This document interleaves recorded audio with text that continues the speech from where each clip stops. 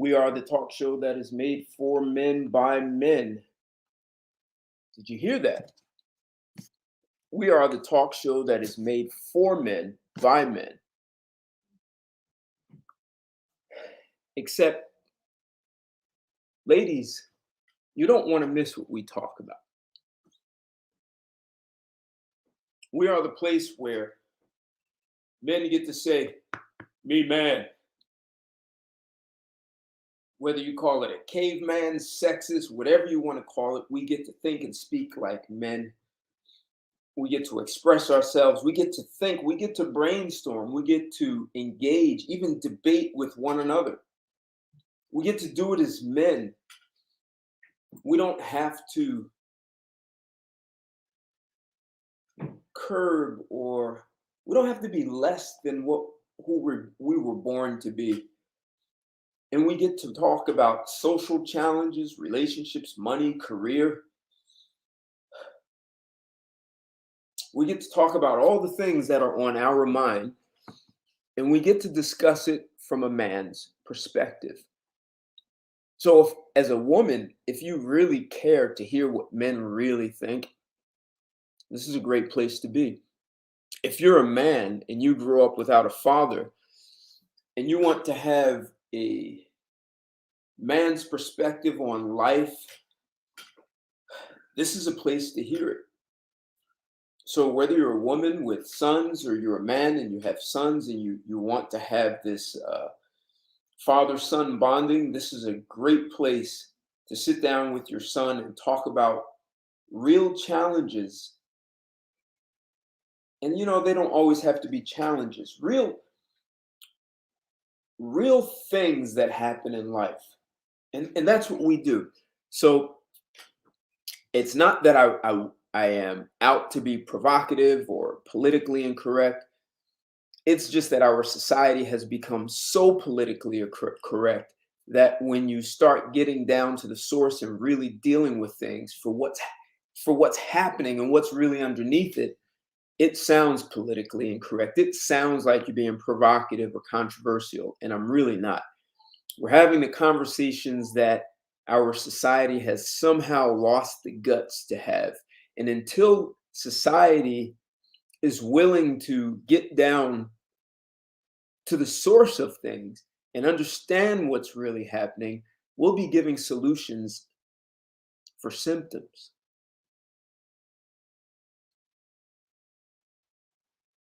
And if a doctor did that, it would be considered malpractice. So we're here at Straight Talk. We don't engage in malpractice. We actually talk about things and we get down into it. And some of these conversations can be tough. So welcome to Straight Talk. I see you in the house, PJ. Good to see you.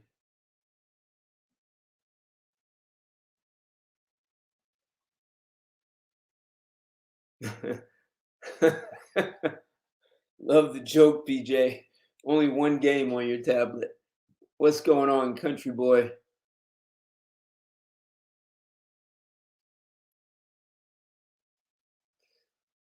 Hey, thank you, PJ. Right. So as you come in, smash that like button. If you haven't subscribed to my channel, this is a great time to do it. Even if you're a woman, you'd want to subscribe to my channel. And don't forget to hit the bell so you can receive notifications for whenever I post something or you're notified for a show coming up. And the other thing is to share this video, because we're going to talk about whether or not women are abandoning feminism. And you guys know that for me, it's never my best interest to just get up here and talk about my opinion and this is the way I think it should be and this is the ideal way. I like to do screen shares and show videos, read articles, so that we can get a better idea as to what the experts are saying, and then we can start getting into different perspectives or even opinions. So, of course, I'm going to do a screen share. We're going to talk about whether or not women are abandoning feminism. A subtitle could be is feminism dead and no one knows it? And there are a lot of reasons feminism could possibly be dead.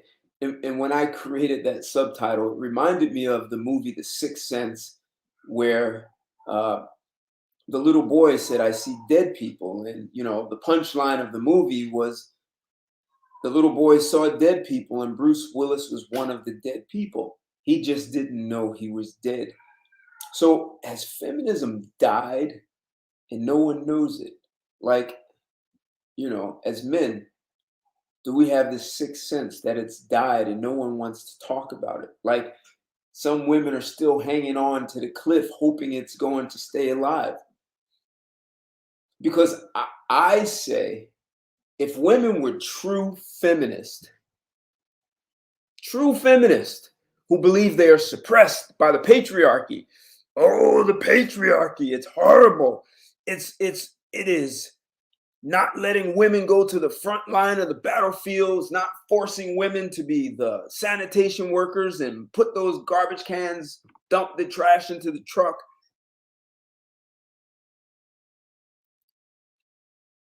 We still pay for dates. Like, we are just oppressing women.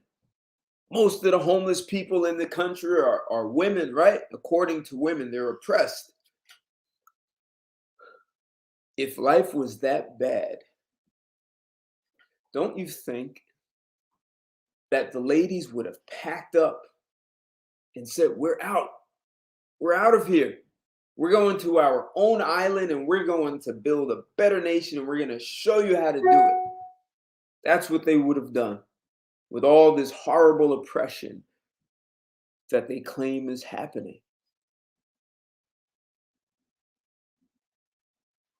Or at the least, especially when you think about the Me Too movement, if it was that horrible, wouldn't they have just stopped working for companies founded by men? I mean, wouldn't they just have said, "We're smarter, we're better, and we can do a better job creating Fortune 500 companies and creating wealth amongst women"?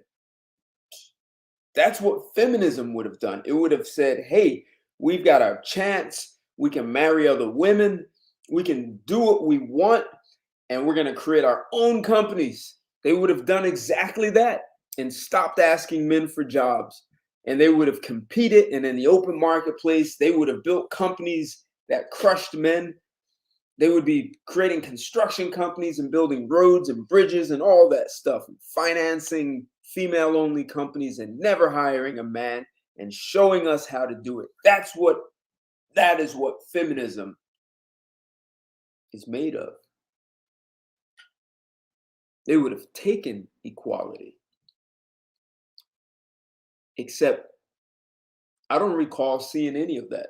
I don't recall hearing any woman say she was packing her bags and 1 to 10 million other women were marching off to their own island.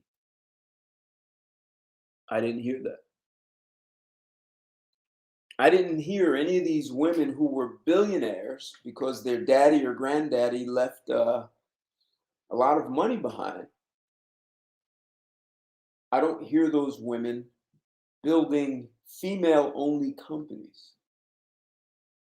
You guys know the name of Vanderbilts and the railroads.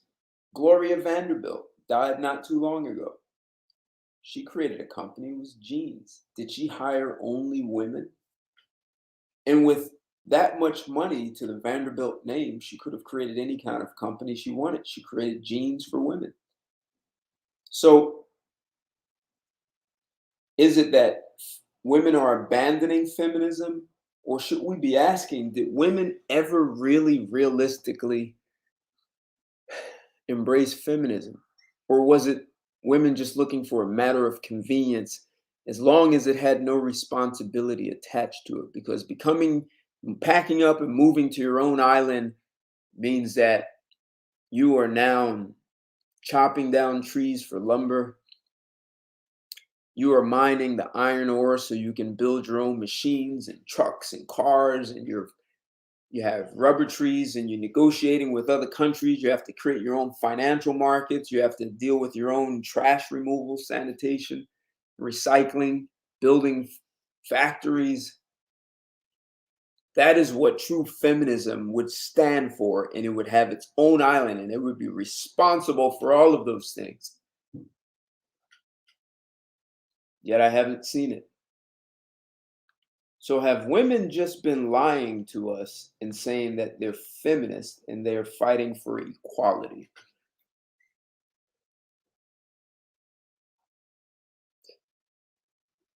Yep, it won't be in their favor in the long run, especially if they have to start building roads and bridges, man, building houses and roofs. Or maybe they would just go to an island and they would all live in a cave. They just make curtains so the cave looks nice. They wouldn't have to worry about all this infrastructure.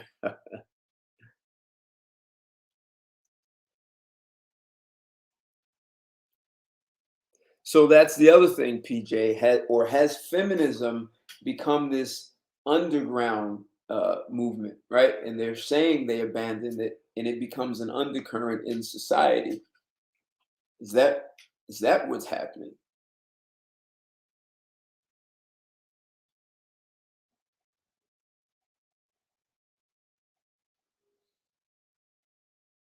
Yeah, yeah. If hey, Kendrick, yeah, or they end up with dogs and cats, right? So, so I just wonder, have women fully embraced feminism? Because feminism and all the independence they talk about would never, it would seem, it would never have them asking men for jobs. They would have built their own companies. They would have packed up and built their own civilization. Like something drastic would have happened if they're truly being oppressed. I mean, if they were the majority of homeless people on the streets, if they were being forced to serve in the front line of the military, if they were forced to do the jobs that men die in every year. You hear about guys working in oil rigs. These guys, there are guys who die in that. They just do. These are dangerous jobs. Those guys who go out in Alaska on the boats and do, they catch crabs. It's freezing cold. We don't demand that women do that. What's going on, Imperator? Good to see you in the house. Leaf Poetry. Love seeing you here. Uh,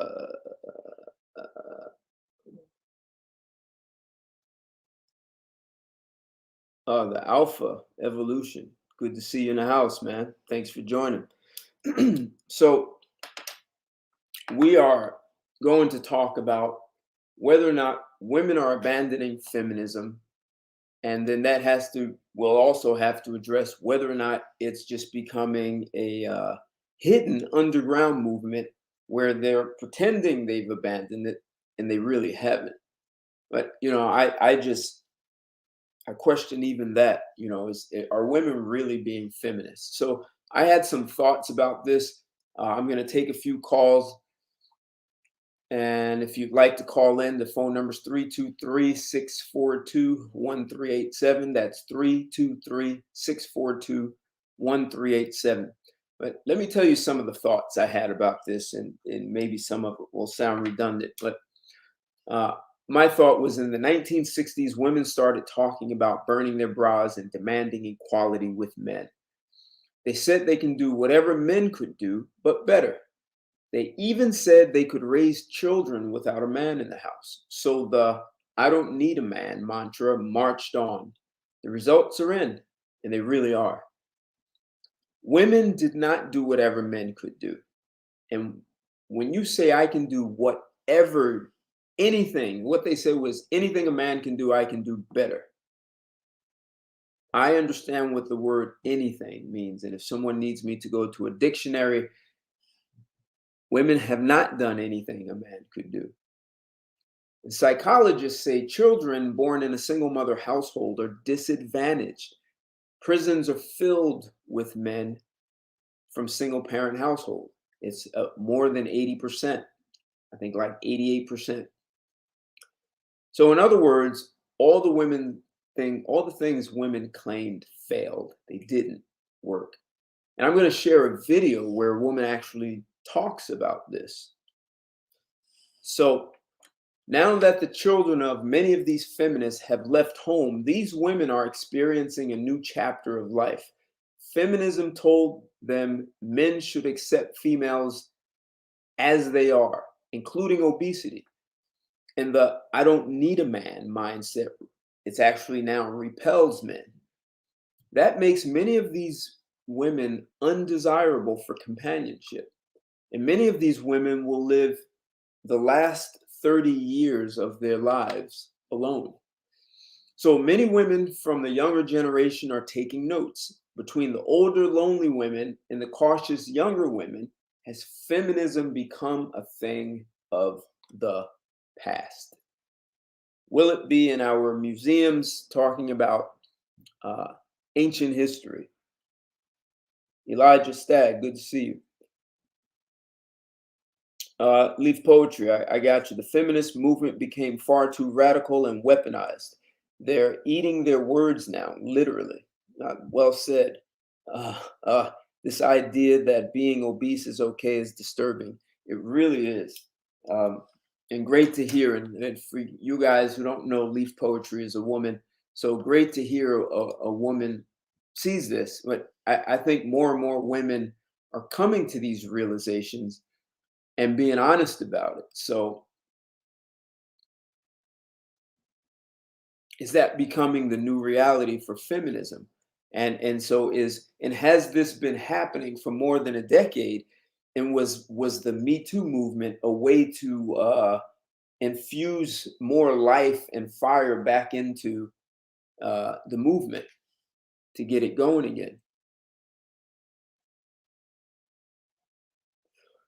Uh, Country boy, that's yeah, that's the other part. They told women that you should be promiscuous because that's what they think men are, right? So, and that's become a mental health trap. I did a show on that a couple of weeks ago. So I'm going to take the first call, area code 870. You're live and on the air with Straight Talk. What's your name and where you calling from? Good evening to you. This is boy, Country Boy, all the way from Arkansas. Good to have you in the house, Country Boy. How you feeling, man? Oh, man, I feel like a millionaire to you. Millionaire, man. Well, that sounds pretty good. Yes, sir. Yes, sir. So, what's got you feeling so good? I say, if they abandon, I say kill feminism, let it die. Wait, repeat that. And repeat that. I say, let feminism die to you. Oh, okay, all right. Kill it dead. And once we root that out once we root it out of our nation and out of our everyday culture, then we need to get back to the traditional ways of raising our daughters and these young ladies, how they supposed to be interacting with these men, and how they need to carry themselves woman-like.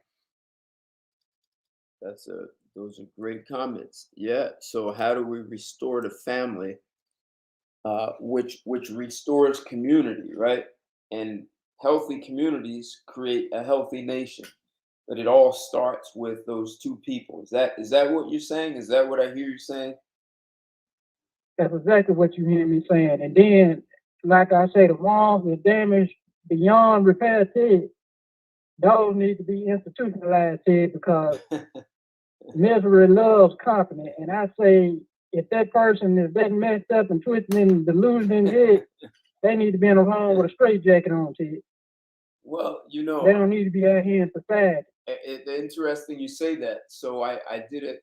You remember I did a show and I was talking about, is promiscuity, is it harmful for women? I forget the title. And NIH, the National Institute of Health, talked about how when women have sex with too many guys, it creates emotional trauma. And there are some women who develop mental illnesses.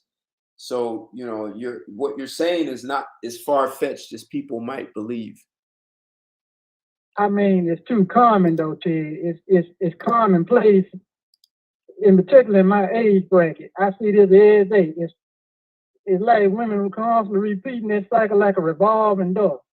You remember them old revolving doors, Ted? No, we still have them in New York. The bank used to have them. That's what it looked like. These women constantly repeating each other's mistakes. Ain't nobody learning except some of these X generation. I believe they some X, or what they call these little girls born in the 2000s. So some of them learning from these women in my age group, Ted. Yeah, I mean, where else are they going to learn? But do you think feminism has died? What do you think of that? I believe it's on a slow burn. You think it's on a slow burn? Tell me why you say that. Yes, sir. Because like I believe a lady in your comment section says, some of these women waking up and they want to be married, they want to be submissive. But for the majority of them, Ted, I hate to say it, you know, they too stuck in their ways, Ted, and I know too many men gonna put up with a woman stuck in her ways. Well, so that leads her to be by herself, Ted. And that's the point that I was really getting to, is that's happening. There are more and more women finding themselves alone. So and so Imperator is saying what you're saying, because he's saying if women are abandoning feminism, why is their behavior remaining the same? Right? And those women many of those women are going to find themselves alone. So and some of the younger generation, some of the women younger than you are noticing that it's these women are really, in the end, they're not winning. I was in the app Clubhouse, and a woman was saying that I think she's in her early 30s, and she has an aunt who's in her 60s, and the aunt had a successful career.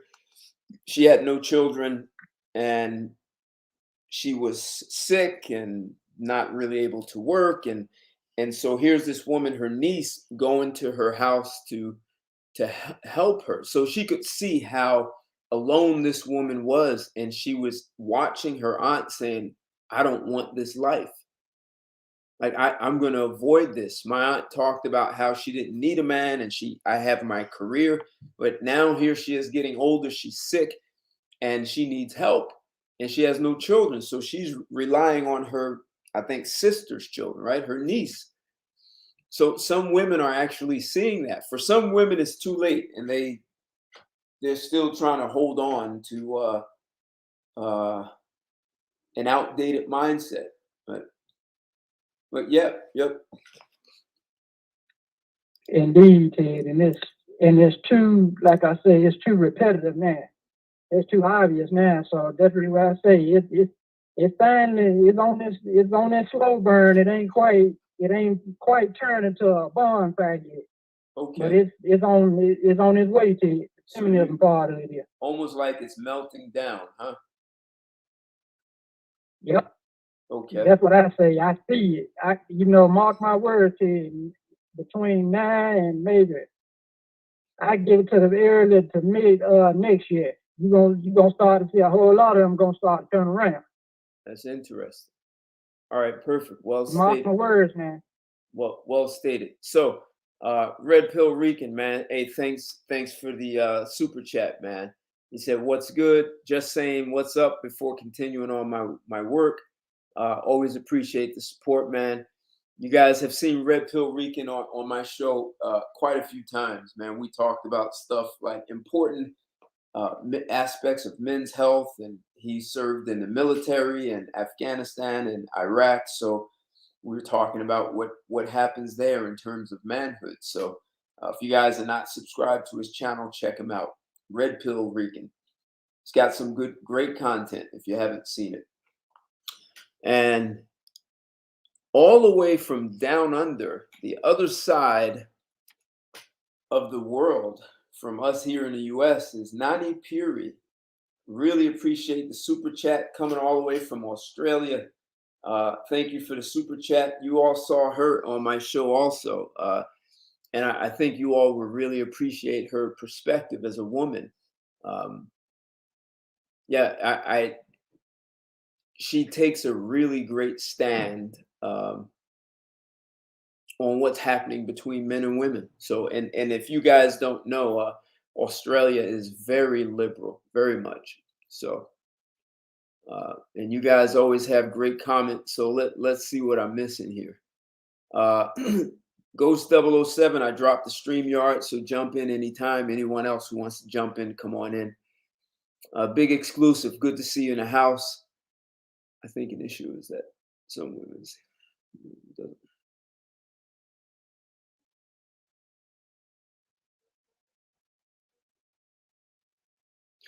so big exclusive, good comment. I think an issue is that some women see that feminism doesn't lead to personal happiness, but are afraid to go against popular opinion. They don't want to be labeled an outcast among their friends. Really good point. And they've done surveys. They do surveys. They've been doing them for decades, and they measure the happiness of the general population of men, of women, and they see that women are they were happier in the 1970s than they are today. And that, that's something to really think about.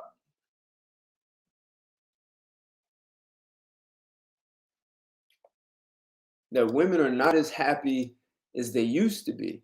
They've gotten so much of what they claimed they wanted. And it's, that there's a saying, watch what you ask for, you just might get it. So they've gotten what they asked for, and it seems they're not happy about what they've gotten. So that is, what if this was all you need? That's kind of funny when you think about it.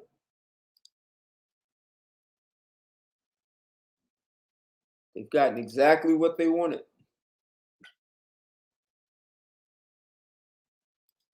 Yo, Ted, Yes. if you notice something, I took real careful thought in what you Hey, just people, said. You it's got not still. everything you wanted, but you're not happy. Okay, now here it is. You're in a first world country. We spoil. You got everything. You even got men in the air that'll worship the ground you walk on, but you don't want that. Okay, third world countries where women don't have the luxuries, they don't have a whole lot of conveniences. Those women are happy. Hey, you took time to notice that. Those women over there seem to be happier Yep. in a third world nation. That's weird to me, Ted. Maybe you can elaborate on it. That's really weird to me. What, that they're happier in third world countries? Yes, sir. With that simple everyday life in the third world country, as opposed to the robust lifestyle here in America. Well, hey, you have to think, if you live in a conflict-driven society. I mean, just in the 1970s, women declared a battle of the sexes. So that's almost like having a psychological civil war.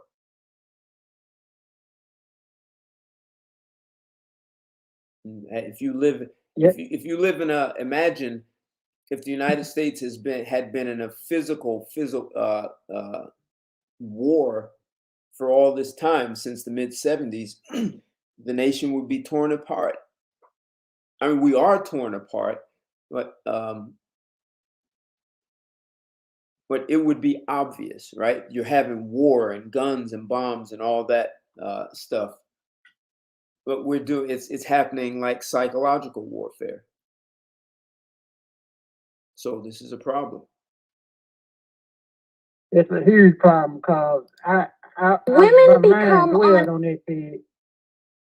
It really did. I dwelled on it and I meditated on it. If you can go abroad, everybody seems happy, nice, friendly with you. But the mindset and the spirit and the atmosphere of the women over here is like it's a whole different from night and day to you. I know. Um, well, that's part of the reason I'm doing this. is because I'm questioning whether uh, women are secretly seeing it and don't want to admit that they made a bad move and they're abandoning it, except they don't want to say they're abandoning it. I mean, just go ahead on and own up that you messed up. And somebody done slipped up and put poison in your mind, and you thinking men want one thing, but that's not the case. You need to be paying attention to what men telling you. Women ain't gonna never tell you, you know what I'm saying? Unless you talking about back when, Ted, but I'm talking about just recently up to date. One woman ain't gonna tell another woman, you know, something that she ain't getting, something that's gonna benefit her. You know what I mean? Right, right. Because I heard this before, they sabotage each other. So I want to play a. I didn't get to listen to this video. I don't know. I want to see. I'm looking for something that was talking about women's happiness. And let me just double check something here. Red Pill Ghost, see you in the house. Let me let you up here. Hey, salute to How you feeling? Thanks for joining. Hey, I'm feeling good, you know. Like the past the few weeks of college been going well. I've been seeing a lot of masculinity, especially on the college campus, Ted. So,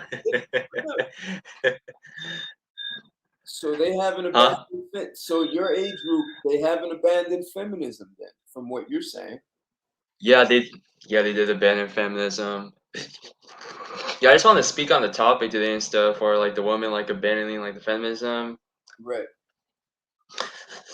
Well, I think the social media has kind of like just like the like just how do I say this? But kind of like just influence like just the woman abandoning the feminism and stuff. Like we have like a bunch of celebrities out there like the Cardi B, the Sweeties, and etc. and stuff that they like to promote like a so-called high value the woman and stuff. Right. But the problem is with these high value the oh my god the oh my god the women stuff. I mean like they're just so I mean oh my god they have like the high standards. They're very like delusional and they're very masculine and stuff because you know like for me and stuff like you know like I mean like just I have just met some like the like oh my god a lot of like the masculine female oh my god the nurses out there and stuff. I mean like they just like they want the pants in their like the relationship and stuff, and it's kind of sad to see and stuff how like our society has like the change and stuff. Okay. I felt like I also feel that like this I also feel like the censorship of like the politics that's kind of like just just to influence the feminine um the the feminism and just movement and just also and stuff. Okay. So so from what you're saying, uh, Yeah, you don't you don't think women are abandoning feminism. they're abandoning it. I mean like to some extent though. I mean like there's like just more like the women out there that are like just influenced by these the celebrities and stuff to the like the how do I say this but kind of like just to go there like just like they're like just they're like just own way and stuff, you know. I mean like from what I'm seeing and stuff like there's a lot more like masculine just women and stuff, especially at the college tier like the level and stuff. It's just like I mean oh man, these like the masculine women, like they're very rude. They show like the, I mean, like they show like the no source of femininity at all, and they got these like broad shoulders. I'm like, holy crap, man! There's a lot of masculine women out there with like with, like broad shoulders now. Oh, maybe they're training for the Olympics, right? Maybe they are though. I Maybe mean. throwing that shot put, man. Come on now. Now, now they be hitting shoulder shrugs, you know, at the gym, the shoulder shrugs on the Smith Right. machine. Most of those Right. Yeah. I always wonder why. There's in my gym. There's a woman. She has a very feminine body. She's probably about 5'11", and Oh, she's tall. yeah, yeah. And I see her like I think it's her boyfriend, and I see her banging out some fairly heavy weights for women. And then I saw her doing shoulder shrugs. I was like, why do women do shoulder shrugs? Like, what is the point? Because as a guy, man, when you build up those traps, it makes you look huge, even if the rest Yeah, of your body's not that big. So, yeah. are women preparing to go to battle with us? What's the deal? No, I think like from what you're saying stuff, like I mean like it sounds like, like that she's a power lifter, like, No, like she just doesn't have that kind of body. Like she's not doing that kind. Like she's not doing heavy bench and I see her working with dumbbell. She works with her boyfriend, and he's not a little skinny wimpy dude. He's probably slightly tall, shorter than her, or about the same height. Uh, and she's Latina. She looks feminine. Her hair is like down to her waist, and all the she looks feminine. But then when I saw her like doing some pretty heavy stuff, I was like, wow. yeah, yeah. She might be like taking some like some form of, like the I mean like the PEDs or or SARMs maybe. So I mean it might be a possibility though and stuff. So yeah, like man, there's a lot of broad man, there's a lot of just women out there building them shoulders, you know? Yeah, but do you think that so? I mean, maybe Yeah, they just want to do what the guys are doing, right? Maybe that's yeah, just what it is. yeah, yeah, I don't know. It's just like I feel like, like from how I see it and stuff about like like the feminism movement stuff, I feel like, like the politics and social media has kind of it kind of like just played like a big, just aspect and stuff of the of the dying down of like the femininity and stuff, sir. Okay. Yeah. That's how I see it. The politics in general kind of screw shit up too. So that's Yeah. how I see it. Yep. What's going on, Myth Twist? Good to see you in the house, man. I think you're from across the pond, right? No, man, no. I'm from Philadelphia. Or are you really? Apologize. No, I'm just taking the piss, Ted. I'm just joking. That wasn't quite a Philadelphia accent. No, I know. I don't know what the hell people in Philadelphia sound like. How are you, man? Good to see you in the house. I'm good. I'm good. I've caught some of your streams, but I usually only catch them on the playback these days. So it's nice to catch it live for once. Yeah, you're it's pretty late over there. I've got here. There's a woman in Australia here. She's 15 hours ahead of us, and I think you're about at least 5 hours ahead. I think. Yeah, yeah. Yeah. Depending on which coast you're on, yeah, it's like 5 or 8 or something. Yeah. 5 or 6. Yeah, I think we're ahead an hour, so I think you're only 5 hours now. So we're at 7:30, so I guess you're at 12:30 right now. Yep. Okay, yep, it's 5 hours. So we're asking a question: are women abandoning feminism? And we also have a woman in the chats, and she's very engaging. So uh, Is that the woman you interviewed before? I yeah, think I've seen her a few yes, times. yes. Okay, yeah, yeah. So Yeah, I mean, I personally wouldn't say so. Like, I don't really see it. So, I mean, I'm not really seeing any widespread, uh, what would be the opposite of adoption? Dropping, I guess, like of feminism. I don't really see that. And the thing is, as well, is like everything has like a psychological kind of like process behind it. You know what I mean? So it's like even if that were happening, you have to think what would even inspire women to want to stop being feminists. Do you get what I'm saying? Like, there's no incentive for it. If I was a woman right now, what would it take for me to stop being a feminist? Because feminist to me is not just third wave, crazy pink hair. Like, to me, feminism is what feminism quite literally is, which is from the first wave of I want to be able to vote. I want to be able to be equal to a man. I want to be able to work. I want to be able to da, da, da. So to me, if a woman's on any of that, she's a feminist. It doesn't have to be third wave specifically. So I guess it depends on what you're kind of describing as feminism as well, I guess. Yeah, I mean, I think we all have a good idea as to feminism. But and I want to read what the woman in the chat said. But here's one of the thoughts that I had. If women were truly feminist, right? Equality, I can do anything a man can do, but better. And we're oppressed by the patriarchy and men are horrible pigs. Like if all of that was really true, here's what I think a feminist would have done. They would have packed up and they would have left.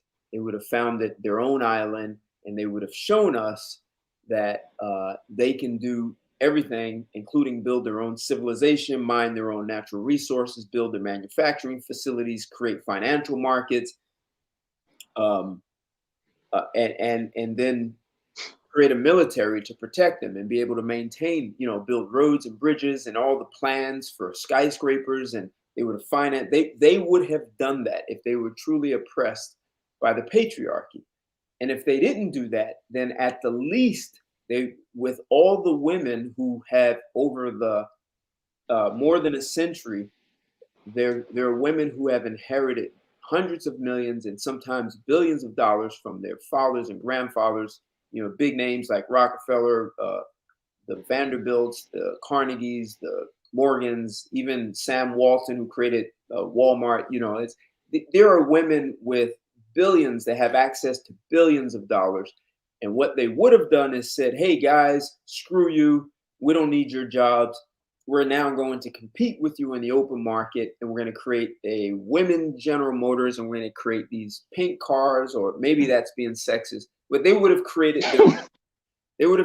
their own car companies, manufacturing companies, refrigerators. They would have built houses. They would have built office buildings. They would have created construction companies and these would have been female only. And that's from what they're claiming, that's what feminism is standing for. Yet they won't take that leap because it comes with, if they create their own society, the responsibility is huge. It's huge. And even if they create a Fortune 500 company with women only, that's still a big deal. So they won't take that step. They're still asking men to do all the work and then say, give us a piece of the pie. You go make the pie, serve it, and then I want some. So they won't make their own pie. So I don't know if women really stand for feminism, or are they just looking for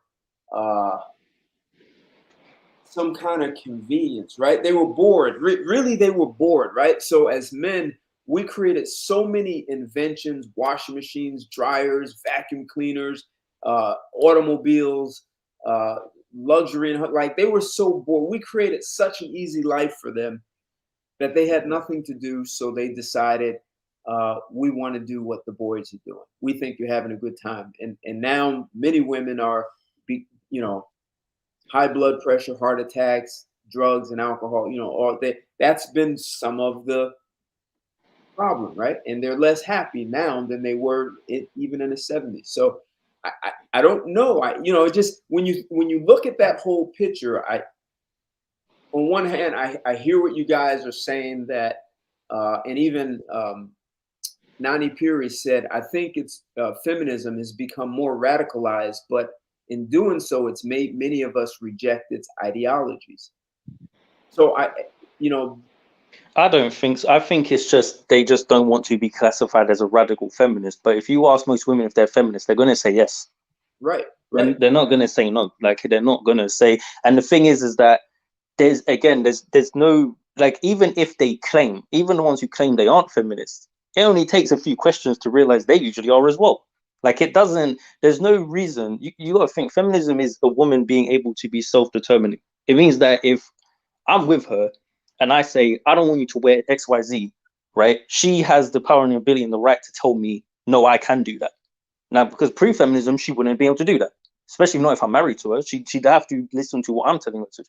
But it's like with feminism, you don't have to do that as a woman. Now, I'm not saying whether that's right or wrong, but I'm just pointing out the fact that if any woman who wants to be self-determining is a feminist by definition, that is what it means to be. Like, I think if your idea of feminism is simply just like being radical, then sure, most women aren't that. I think we all can tell that, like, because most women aren't out here, saying kill all men or whatever. Like, that's not what most women are doing. But if you're talking about just the independence, yeah, they are mostly like that, whether it's for better or worse. So here's an interesting comment in the chat. He said, from what I've seen, my female friends quietly abandon feminism once they find a husband and have kids. They just stop talking about feminism and start talking about family values. Well, that sounds to me like like a woman who doesn't have much going on for herself, and she's just decided to just fall back. That doesn't sound like she's given up on feminism. Because again, it's still determined. Like it depends, because a woman talking about here's what people have to understand: feminism's not just work, work, work. Oh, I got a job, I make six figures. That's not feminism's. The entire purpose is women are able to do what they want to do. So if she wants to be a housewife, apart from radical feminists don't really care if a woman wants to do that like that. They're just saying, don't let a man force you to do it. That's what their view is. They're not saying like, well, you can't be a housewife, period. Because I used to think that like, oh, they don't like that. But I think what it is it's more the radical ones who will tell them, don't do that, get a job, you don't need a man, blah, blah, blah. Right? But it's the average woman who's a feminist isn't going to tell her friend, oh, you can't have kids. She's not going to say that, because most girls, they still get excited when they see babies and their friends having kids. You get what I'm saying? Like, so they don't have an issue with those things. So that can't be what the problem is. So a woman saying, oh, I want to be a mother and blah, blah, blah, doesn't mean she's not a feminist, though, because that doesn't mean she doesn't still want to do her own thing as a woman. I guess what it is my idea of feminism is just not as narrow as just an angry blue-haired woman, blah, blah, blah. Like, you know what I mean? It's like, it's literally them having self-determination. And I don't see any reason any human would want to give that up, male or female. I just don't get why they'd want to do that. So whether it's for better or worse, though, is where the discussion, I guess, comes in. Like, is it really good for them to have the self-determination? And that's where I get confused a little bit myself, because sometimes it doesn't seem good for them. But at the same time, if you take it away, it's kind of like you're taking away their ability to be a human. That's how I view it. Like, it's kind of, I don't know, it's a bit weird. Well, let me ask you, what makes you think women, before feminism, what makes you think women didn't have self-determinism? What made me think they do have it? No, before feminism, what makes you think women did not have self-determinism? Because they couldn't do something, whatever they wanted to do. Like what? If you was a woman, what? Give me like two things they couldn't do. Work and education. If they wanted to go and work somewhere, just wherever they wanted, they couldn't do that. If they wanted to just study in any way they wanted to study, they couldn't do that either. Women were getting education. Where'd you hear that? They might have gotten education, but it wouldn't have been a case of they can just decide, oh, I'm going to go to school and I'm going to do what I want to do. If they had a parent or a tutor or someone who would educate them, that's different. But they couldn't. They went to university. Women went to universities. Yeah, but even for men back in the day, like, not everyone could go to university. Exactly. It wasn't that you were stopping women, that even men couldn't afford it, right? So it wasn't that it was against women. Not everyone went, right?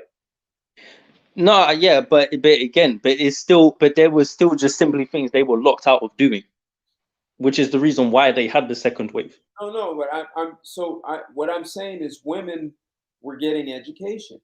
Just like not all men were getting education, not all women were getting education.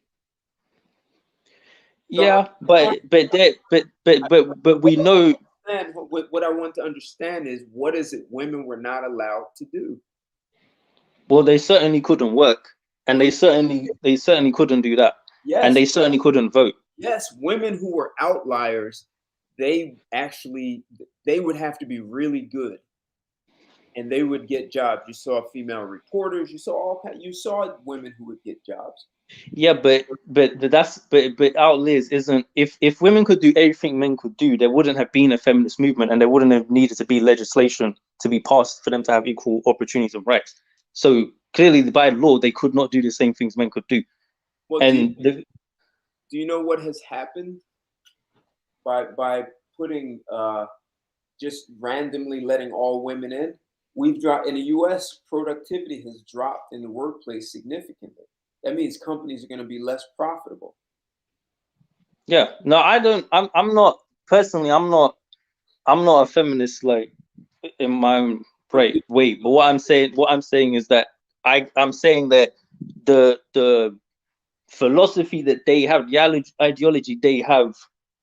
The reason why I'm saying about self-determinism is because if you if you know, well, I have two options.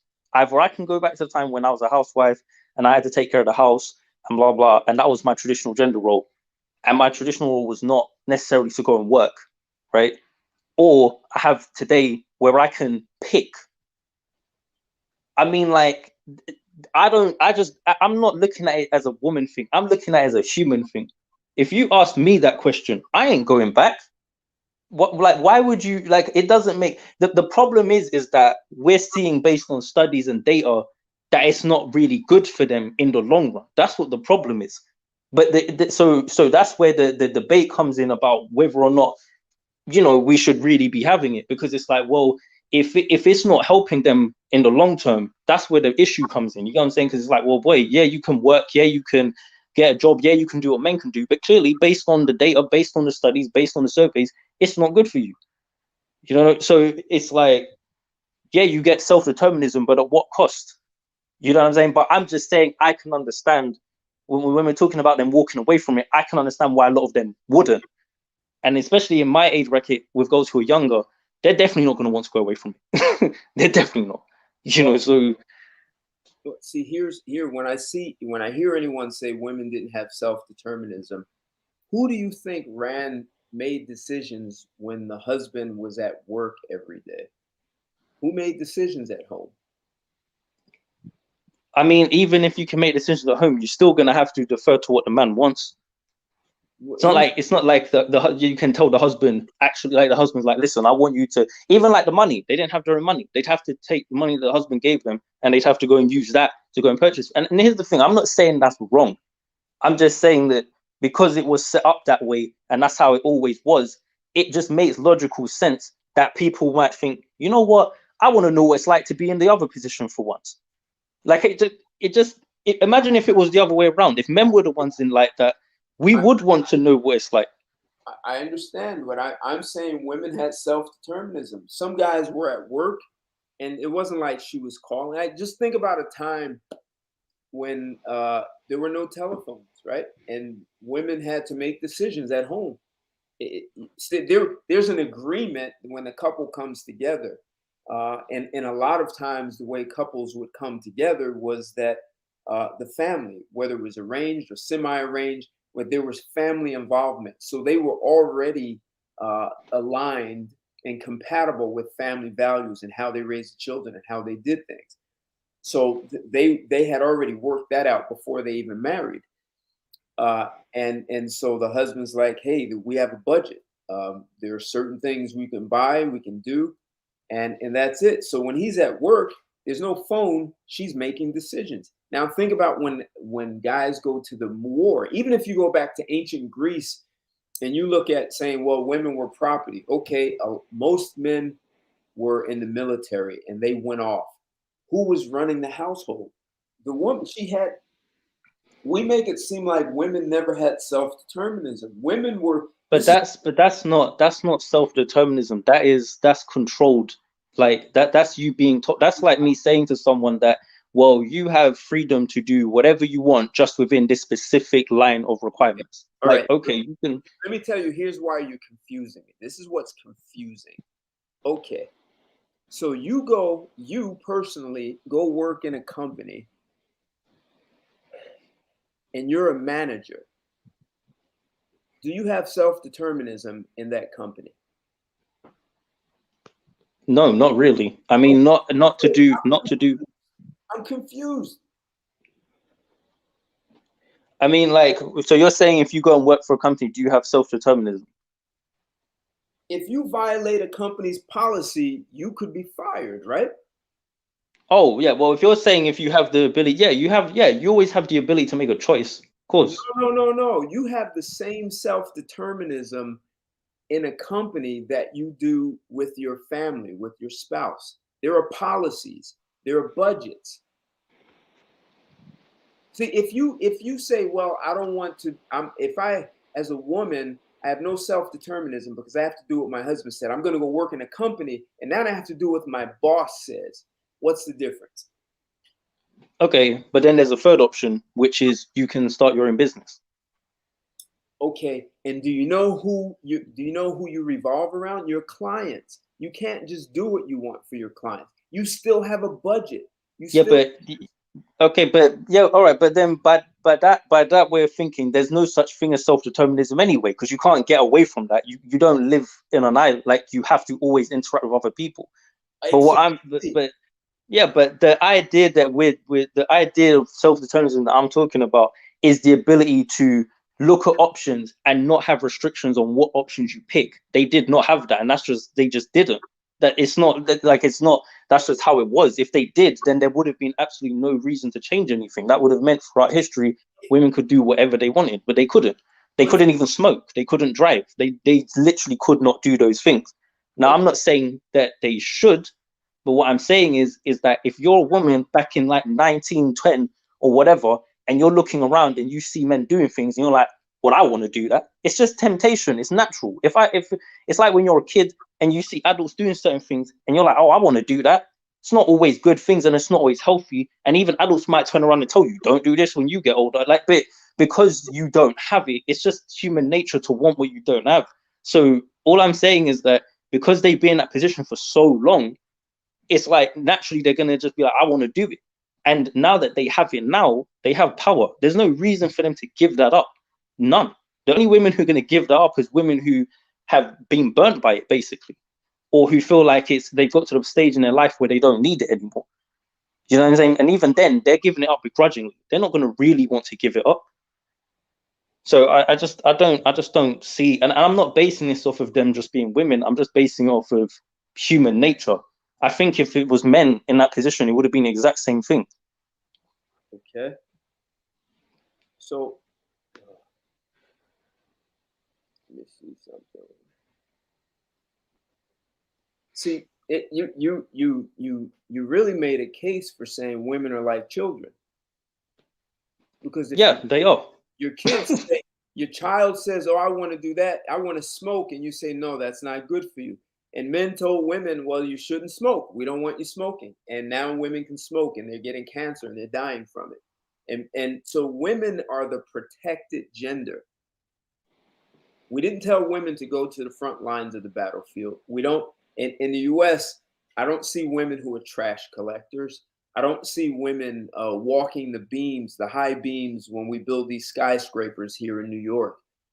Women are protected from that. Yep, that's true.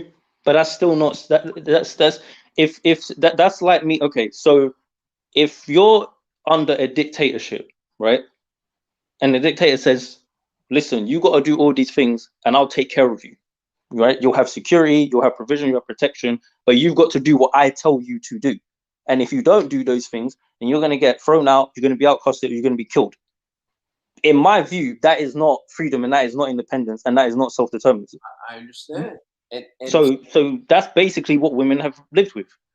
And in the comments, I can see what people are saying, and the things they're talking about is also not independence. What they're talking about is they're talking about you being able to have freedom within a very specific boundary. Oh, well, the man has to go out and be the breadwinner. And here's the thing as well, men didn't have freedom either.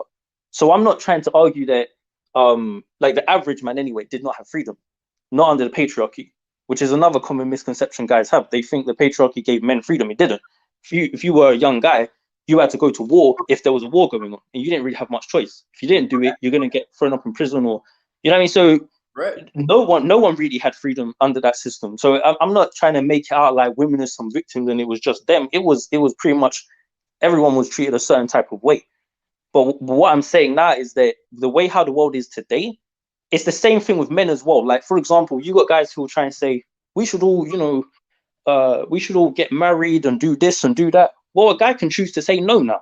And he can say, I'm not doing that. I'm going to do this. I'm going to go my own way. I'm going to travel. I'm going to blah, blah, blah. You can't tell him no different now.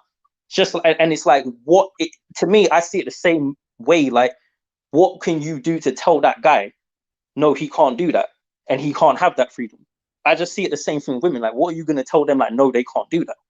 You know what I'm saying? Like, it's just, I know that us as men and women, we're not equal. I fully understand this, but I also understand that the way how people are as humans is the part that seems to keep getting forgotten about. It's not really about whether they're female or not. They're human beings before anything else, and humans crave to have power and to do what they want. And So why didn't so women pack their bags and go move to their own island and do things their own way? because that's not the type that because that's not power. Power is not in the way that in a way of how I'm thinking. The way what they would want is they would want the power to have others do those things for them. And that's power then. It is, because the most powerful people throughout history have always had people do things for them. I understand, but they also are fully accountable for building stuff. Yeah, that's true. And they take the risk. They risk their own capital, their reputation, sometimes their lives. So if women would have left, they would have then they would have been equal to men. They would have said, I agree, and that is the part where them being female comes in, because that's the one difference between them and us, is that they don't want to ever have to take that account. Like me personally as a guy, I like having the accountability. I like those types of things. Now, I'm not gonna act like there ain't a lot of guys who don't like that, because especially this day and age, in my view, a lot of guys are feminist minded themselves. They don't like to have the accountability themselves either. They don't like it either. So, so I don't know, man. It's hard for me to like, because personally, I don't like. I think I don't want to come across like I'm trying to say feminism's good or something, because that's not really what my stance on it is, and it never has been. But what I'm trying to say is, because the topic is, are they walking away? I'm more trying to explain why I don't. I'm trying to explain like the mindset behind why they wouldn't, because it's like in their view, it's like, well, why would I do that when I have the ability to do what I want? Well, what I'm saying is women have never been fully committed to feminism, because they would have packed up and left. What they would have found out was the true oppression is not patriarchy, it's actually work and risk. And they didn't want that. Then they would have been oppressed by dangerous jobs, extracting their own natural resources. And look, and I'm going to say this in a joking way, but then they would have had to worry about the pirates showing up and turning that island into Whore Island. Because the pirates you have to think at some point, some men are going to show up to conquer them and turn the whole place into a whorehouse. Of course. Of course. Right? I mean, I'm saying it is kind of joking, but at the same time, I'm not. I don't see it as a joke. That's what's happened throughout history. I don't see why it wouldn't happen with, exactly. Especially if it's women. Of course, guys are going to be pulling up super fast. Exactly. They've been like, hey, man, I know where we can get sex, man. There's an island, only women. Come on. I'm down. And those women would have had to have fought for their lives. And they would have been calling back to the US saying, come help us. You guys are just going to watch this? Yeah, this is the ultimate reality TV. So, yep.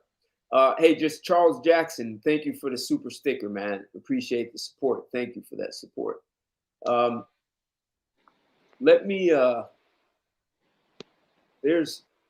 didn't listen to this video, so I'm not I was looking for something, so I'm not 100% sure if they're going to lay out what I'm seeking.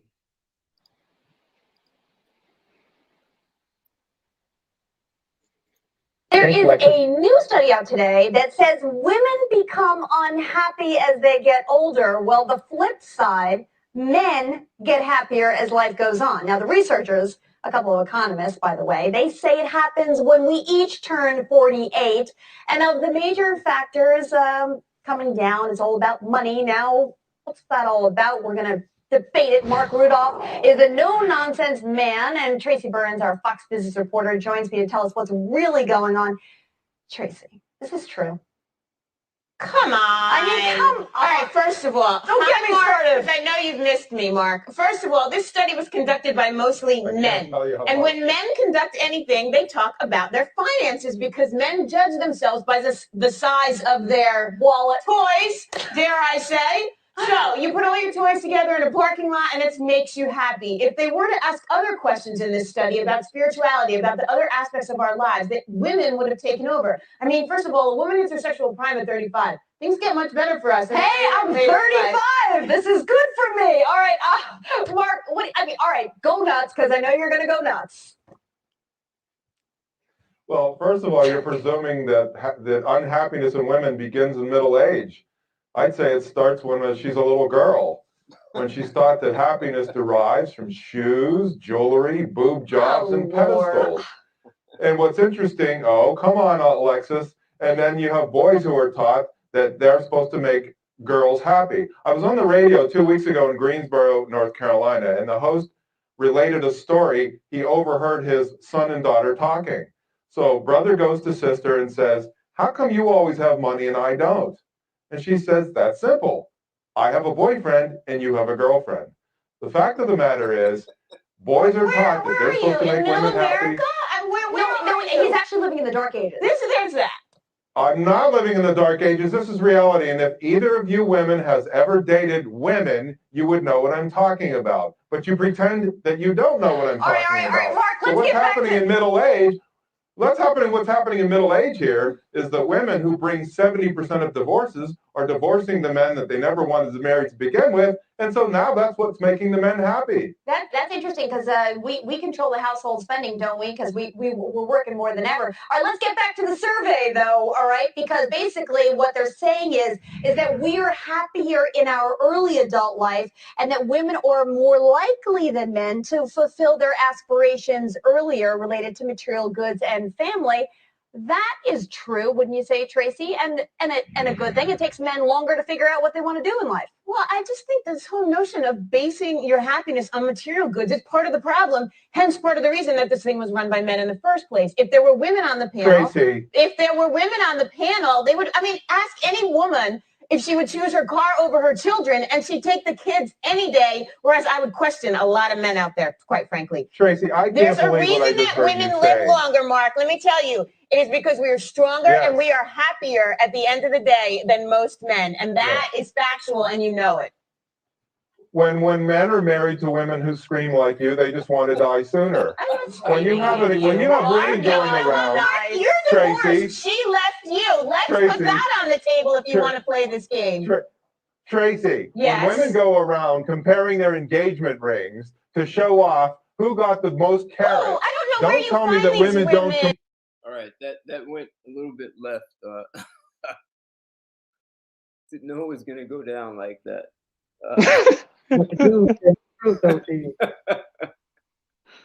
He said men want to die sooner when they're married to women like you. So It's all true. let me take one caller here. Area code 323. 323. You're live and on the air with Straight Talk. What's your name and where you calling from? None of your business what my name is or where I'm calling from. How you like that? Hey, what's going on, Mr. Montana? Are you riding a horse today or what? You riding a horse? Hey, guys. What's going on, Joe?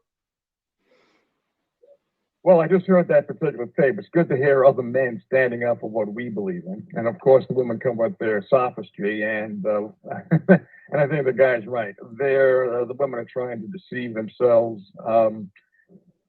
They know that the men are right when they talk that particular narrative, but they don't want to admit it because it makes them look stupid. So I just got here, so I guess you play. I don't know how many other clips you played. Too bad I missed them. No, this is the first one. Someone, I did. go ahead, please finish. Okay, no, I'm done. I just got here. I don't know what the topic is, but it doesn't All right. matter because I always like the topic. So let me, what is it? Let me let it finish. Someone asked me to play the rest of it. And Joe, I'll Okay. and while it's playing, I'll give you the topic. The topic is are women abandoning feminism? That's the topic. So let me let this finish. Okay. Okay. Mark, I don't know where you find these women. The women I know do not care about that kind of stuff. All right, I gotta get out Women there. compete on houses, divorce settlements, parents, country clubs. Women compete on money all the time. Give me a break. Wait a second. Women in your life, buddy. But Mark, wait a second. The stature of a lot of men is measured in the car they drive, the golf country club they belong to, and very much the place they live in. You have to admit that. And whether or not their wives are staying at home and not working. That's exactly what I said at the beginning. That's because men are taught that the men are taught that they have to make women happy. The fact of the matter is, you can't make anybody happy. You have to make yourself happy. Happiness is a byproduct of achievement. So for women to say that they're unhappy, it's their own fault. Anybody who says he's unhappy, it's his own fault. Everybody has to make himself or herself happy. You're giving me such a bloody headache. Yeah, I mean, where are you from? Where are you from? Dear Lord, I would never in a million years teach my girls that they have to grow up to be reliant on a man, as you can well imagine. I would never teach my son that he should be attracted. But Tracy, you're the same one. You're the same one who bragged that she's so strong and so tough and doesn't need a man's money. Yet you're taking alimony. I have 3 children. Okay, Mark. You know what? So, but you don't need a man's Okay, all money. right, but that's it.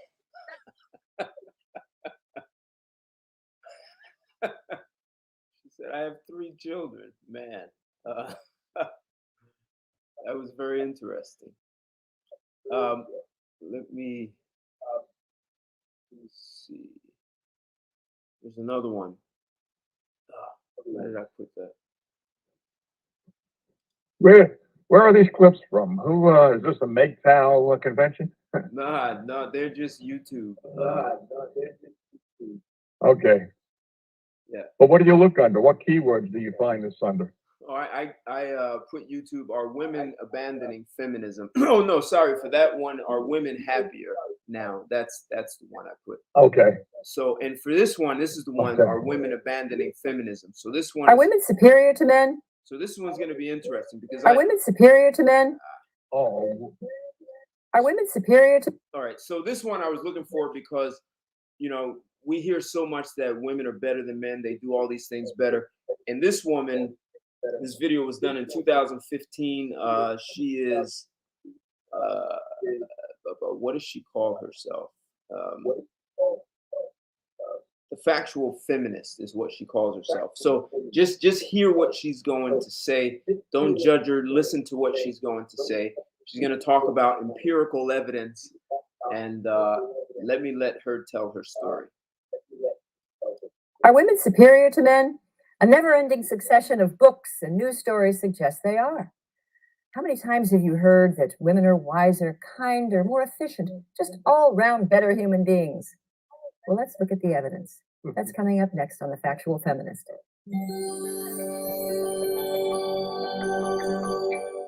Now, it used to be fashionable to celebrate men's alleged superiority over women. Many of the great philosophers, Aristotle, Kant, Rousseau, Nietzsche, they deemed women intellectually inferior to men. But today, there's a new kind of reverse female chauvinism that prevails. It is so common that social scientists have given it a name, the women are wonderful phenomenon, or WA for short. Well, here's a sample of recent WA headlines. Well, let's consider some claims of female superiority. Take multitasking. I mean, how many times have you heard that women are much better at multitasking than men? The British writer Sir Ken Robinson, in one of the most watched TED Talks of all time, referred to a raft of research that showed women's superiority in multitasking. But where is this research? What we actually have is a handful of small, inconclusive, inconsistent studies. Now, some show women are better, but others show that it's men who excel. Thomas Busser, a researcher at the University of Amsterdam, took a careful look at the data and concluded that as far as gender differences are concerned, we just don't find either men or women excelling. It's a mix. It turns out that neither sex is particularly good at focusing on more than one thing at once. Well, what about niceness? It's often said that women are kinder than men, and the film critic Roger Ebert praised women to the skies for their kindness and generosity and hoped that they would take over the world. We'd all be better off. Well, is he right? Well, when it comes to generosity, kindness, altruism, once again, you find a lot of conflicting studies. But one of the most thorough and careful surveys was carried out by Tom Smith and his team at the National Opinion Research Center at the University of Chicago. Smith and his team asked questions that included both male and female styles of altruism, because women tend to adopt nurturing and caring roles towards people more than men, while men excel at good deeds and acts of kindness involving strangers. So in Smith's survey, women proved to be more empathetic than men. They were more likely to feel pity for others and to describe themselves as soft-hearted. But when it came to the empirically critical measure of generosity, how much do you actually do for others? The results were different. When Smith and his colleagues tallied up the results, they found that the score was even. Gender, Smith concluded, is not notably related to altruistic behaviors.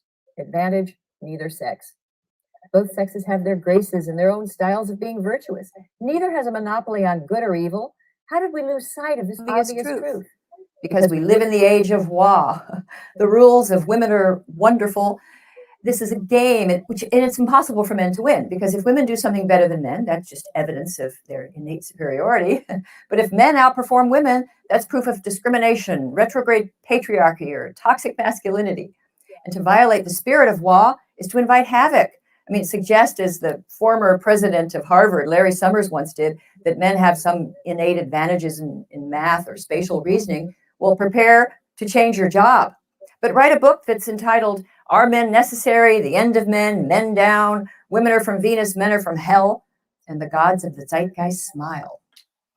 The answer to male supremacy is not female supremacy. The answer is equality, mutual regard, and respect. Let's try that. Okay. So I played that because we hear so much about how women can do anything, and you know, myth twist. I hear what you're saying. Women believe that they could do more, and we were told how they had no self-determinism, and that's a good word, and I really question that. I think women had more self-determinism in the past than they do now.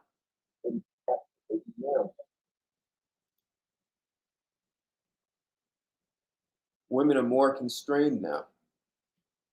They don't have time for their children the way they did. I don't understand how a woman could believe that working for someone else is more important than raising her children. Are you on mute, Myth Twist? You are on mute. But Yeah, I am. Someone's echoing. I'm not sure where the echo is coming from. yeah, it could be me. Are you on speaker, Joe? No, I have earbuds on. Okay.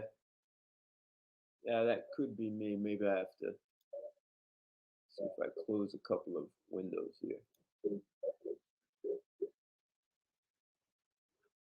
But I can hear you, It Myth could also Twist. be BTR too, because that happens on a lot of shows. What is that, BTR? The reverb, the echo. Somebody comes on, they hear echoes, and they don't. No, I other hear people it. don't hear it. I hear it also. Are you? Okay. I do.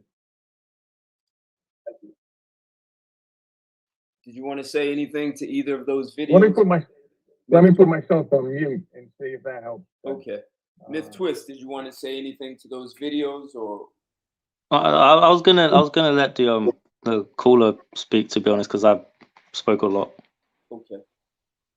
If he wanted to add anything, I don't know. If not, then I'll say something. But I'll give him the opportunity to say something first. Kendrick, did you want to say anything to those videos? Oh yeah, you know I'm gonna say something to you. I got a mouthful. Go ahead. Those videos telling the truth and the time that a lot of these women start listening. If they want to be by themselves, just keep on knowing what these men saying. Otherwise, excuse me,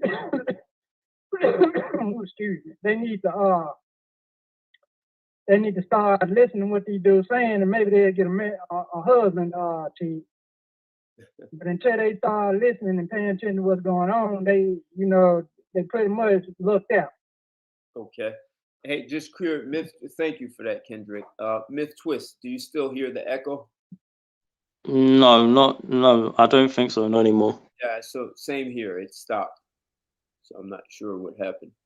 Joe, you're still there. Okay, Joe. so I just put myself off of mute, and you guys didn't hear the echo. Are you hearing the echo now? Because if you do, it's probably me. No, it went away. I think you were. Maybe it was the No? headset Okay. you were using. Oh, there you go. I think it just came back. All right, I'm gonna put myself on mute again. See if that helps.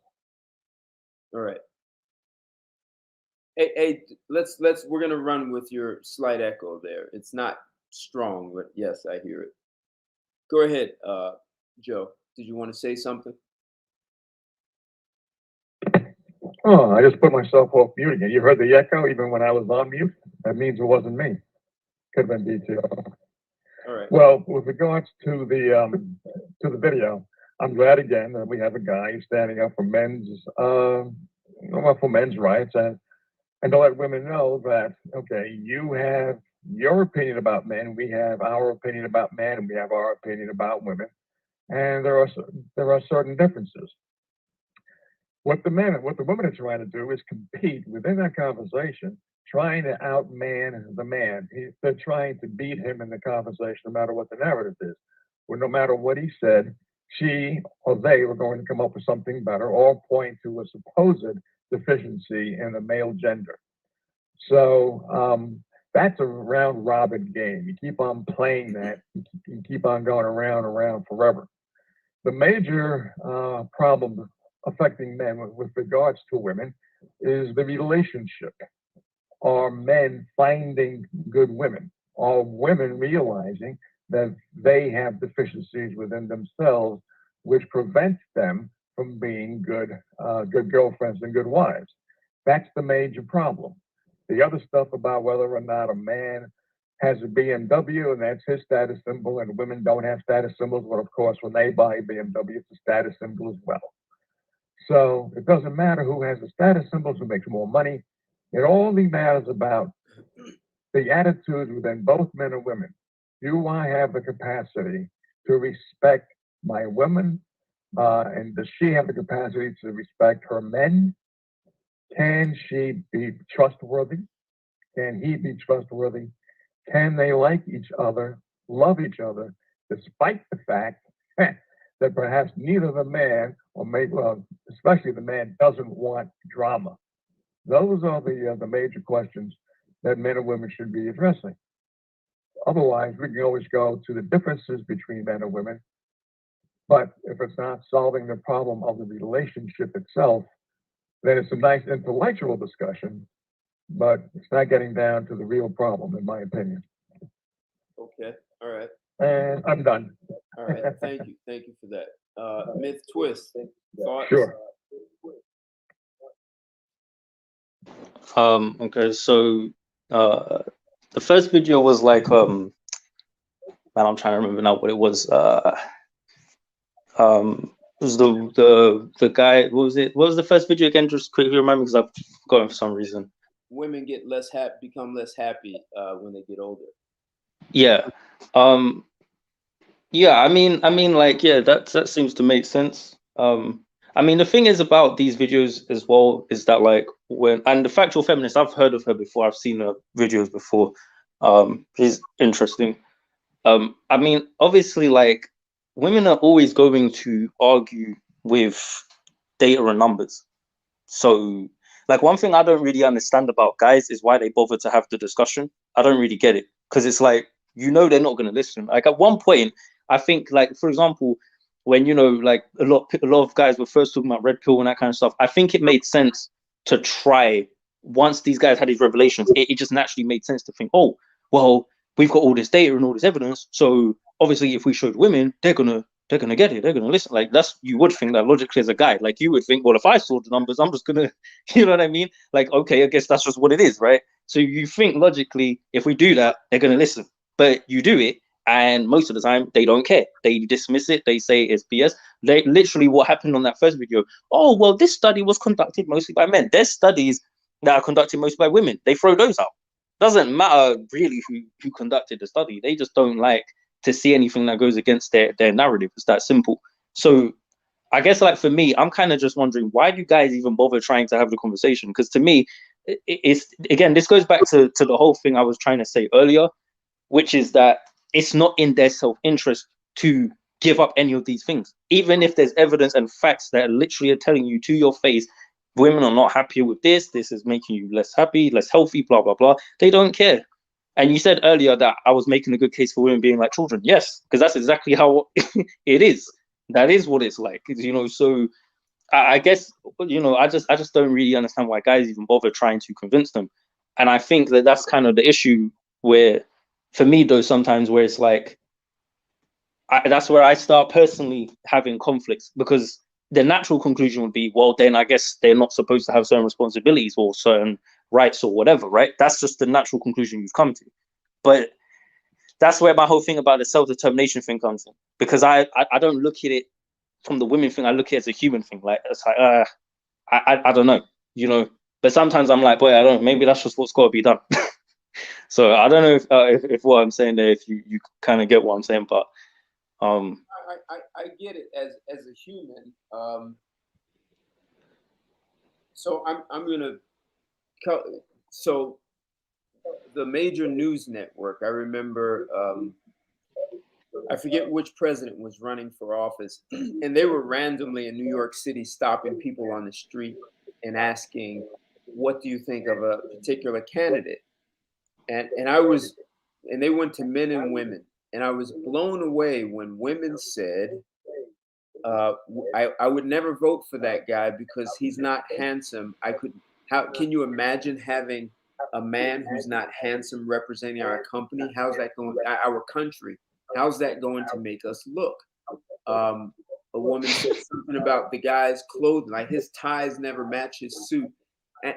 And so it's like, should these women really be allowed to vote?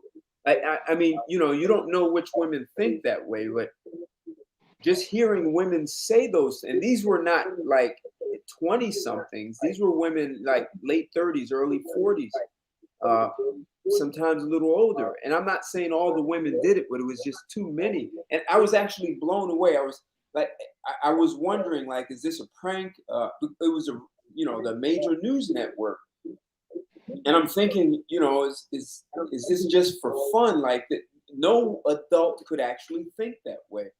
But I've seen it too many times, and I've seen that same pattern over the decades, even back for Bill Clinton, back in the 90s. So I did a show maybe more than a year ago, and I said women shouldn't be allowed to vote unless they are married, because if they're married, then they're going to look at the big picture. Like when I cast my ballot, how is that going to affect my husband, my son, my daughter, the big picture, as opposed to what I just want. So a lot of women were upset about that. Yeah. Go ahead, Joe. It surprises me that they were that open, but it's always been known that women always voted for men who had a greater head of hair, who were better looking.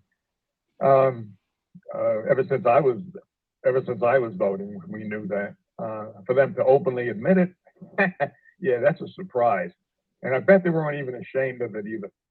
I bet they had no qualms whatsoever about it. Zero. It was like, it was unbelievably, like they were unbelievably confident about the conversation. Yeah. I also want to let you guys know, I put myself on mute, and I still heard, it's not a verb, it's a poor connection. It's coming from Miss Twist. That's it. Because when you spoke, Ted, I had no problem. When Kendrick spoke, I had no problem. When Miss Twist, I guess, is the name. Myth, like It was a bad connection. okay. All right, I got it. I got you. So, okay. So again, yeah, it's kind of surprising that they would say it that openly. But then again, oh, another thing too, I want to disagree with Ms. Twist on one thing. I know where he's coming from when he said that they don't want to give up what they have because it's in their own self-interest in order to maintain, you know, who they are, you know, within the culture. The thing is, though, is that they think that way, but they're too stupid to realize that it's not in their best self-interest to always be looking out for only their self-interest. They have to realize that in order to be happy, and if you want to be happily married or be happy in a relationship, you have to embrace the virtue of reciprocation. You give unto others, and if they give unto you, then you give more, they give more. You build up trust that way. But instead, they love the idea, and I think this is where he's coming from. They love the idea of being a victim, no matter what. The professional victim. Men are always confused. Doesn't matter what. Okay, even if the man is right, he's still part of the patriarchal system. If he's wrong, and he's fully tyrannical, raised his voice, etc. And they get their power from that. But they're stupid for embracing that. Because but that's the say, I'm an independent, strong woman, and then turn around and cry when a man looks at you and disagrees with you. What were you going to say? but you see, that's the thing, like, and this is the thing that I think as guys, this is where our flaw is. We keep thinking that, like, we keep applying our logic to them in terms of, oh, they're stupid for that. They're not. In their mentality. Look, if everything, here's the thing, a lot of us say women are delusional, and they are in a lot of ways, right? But I think sometimes the issue is that guys are not women. So sometimes they don't understand that women are seeing things that we as guys aren't seeing. Like, what I mean is, you know, for example, you can see this with like your friends. If you have friends who are guys, yeah, there's a lot of guys who talk tough and say this, that, and the third, like, oh, I wouldn't do this around a woman. And if you're just a guy who's his friend, you don't really necessarily know if he's telling the truth or not. Now, a woman, when she gets with him in private, she might see a whole side to your friend that you've never seen and you will never see. So her understanding of certain things to do with the opposite sex is different than what our understanding is. But I'm trying to say, like, they don't just have that just with that. I think they have that in a lot of ways. There's a lot of things that so we're seeing different realities sometimes. So sometimes guys are like, it's not like this, but in women's reality, it's like what it is, because I see certain things happening, you know, and most guys are simping. Let's just be honest. So if a woman's being told most guys like will run up behind a woman and say, oh, she's a victim, and you know, and they're buying into the feminism as well. They're telling women, yeah, go power, yeah, get your money, men are trash. They're accepting it. So why would they think they're wrong? If powerful media companies are telling them they're right, if celebrities are telling them they're right, if men are telling them they're right, why are they going to listen to just some guys who are telling them they're wrong? You know what I'm saying? Like, it's not enough. Like, there has to be a widespread adoption of the idea that it's wrong for them to follow it. They're always going to follow what the dominant belief system is, and the dominant belief system is that it's right. So they're not going to disagree with it. There will be some. There'll be some for sure. There's always going to be some, but it's not going to be like when we're talking about on mass being able for guys to go out and find women who are not feminist. That's not very likely in a Western civilization. It's just not, because there's no reason for them to be like that. Go ahead, Joe. You can, Joe, go ahead. Hello? Yep, go ahead, Joe. I could barely hear him. I don't know if anybody heard me. I was trying to tell him to speak closer to the mic. Am I coming across clearly? For me, both of you are very clear. Okay, so yeah, I hear him. You hear me? Okay, yeah. All right. What I'm gonna call back in a few seconds and hopefully get a better connection. Okay? I'll be right back. Good enough. Yeah, hey, listen, I get what you're saying, Myth Twist. Here's so, and you have to understand, I've I've laid out lots of statistics, and women will say, well, I didn't see those statistics. I wasn't part of it. How do I know they're right? They'll hear these things. Who did the study? I don't know if they're legit. And hell, I actually, the Harvard Medical School did a study, and they found that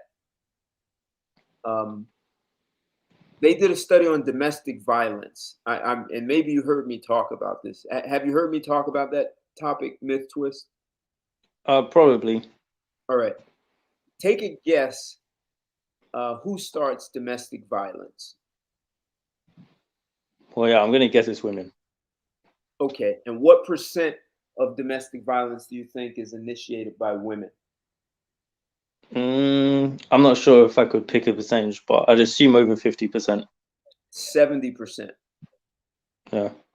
So, I was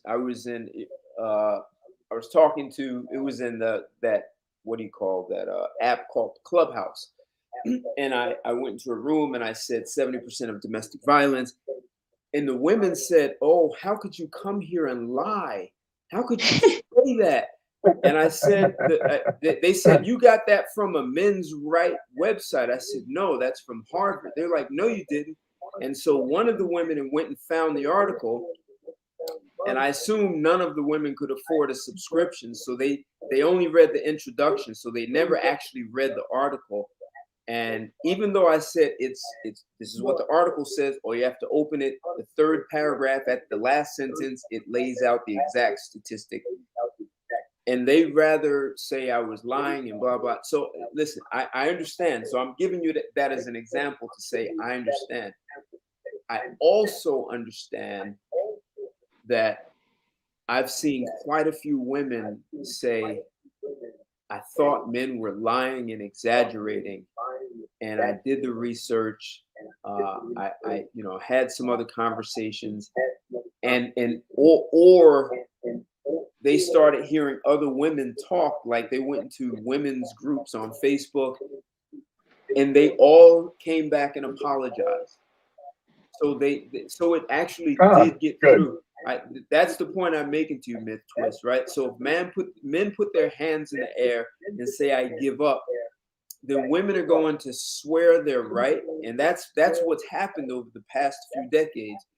And men are just going to get run over and won't know how to handle it. But when men, like Joe was saying, when men start taking a stand and say, here are the facts, there are women who actually hear it and become responsive. They go through sort of a turbulent time where they're conflicted in the middle, like, how is this possible? And then you have to think that it's conflicting with them as a woman. And then you start seeing women actually say, I want nothing to do with feminism. And even though they say I'm not a feminist, you'll still hear them say certain things that only a feminist would say. So as Myth Twist, as you're saying, that even when women say I'm not a feminist, if you speak to them long enough, eventually they start parroting, like a parrot, feminist ideologies. So yes, I get what you're saying, but I think if men just throw their hands in the air, women are going to walk away thinking they're absolutely right. And the belief that they're smarter than men and they're better than men. And, the woman that I played said, there are all these sort of popular pop culture philosophies that have literally no proof, like women are better at multitasking. There's no proof to support that. Women are, better nurturers. Like all these things are lies, and people just go around saying it. And then the problem becomes men buy into it. So I think it's better to provide the education. And there are women who actually listen and start to alter their behavior. You make an excellent point, Ted, with that description about if men throw their hands up in the air and give up, then the women are going to think gladly that they're right. But they're not. Men do have to take a stand. We don't have to beat them over the head, but we do have to take a stand and let women know that what their philosophies are are counterproductive. They're not right.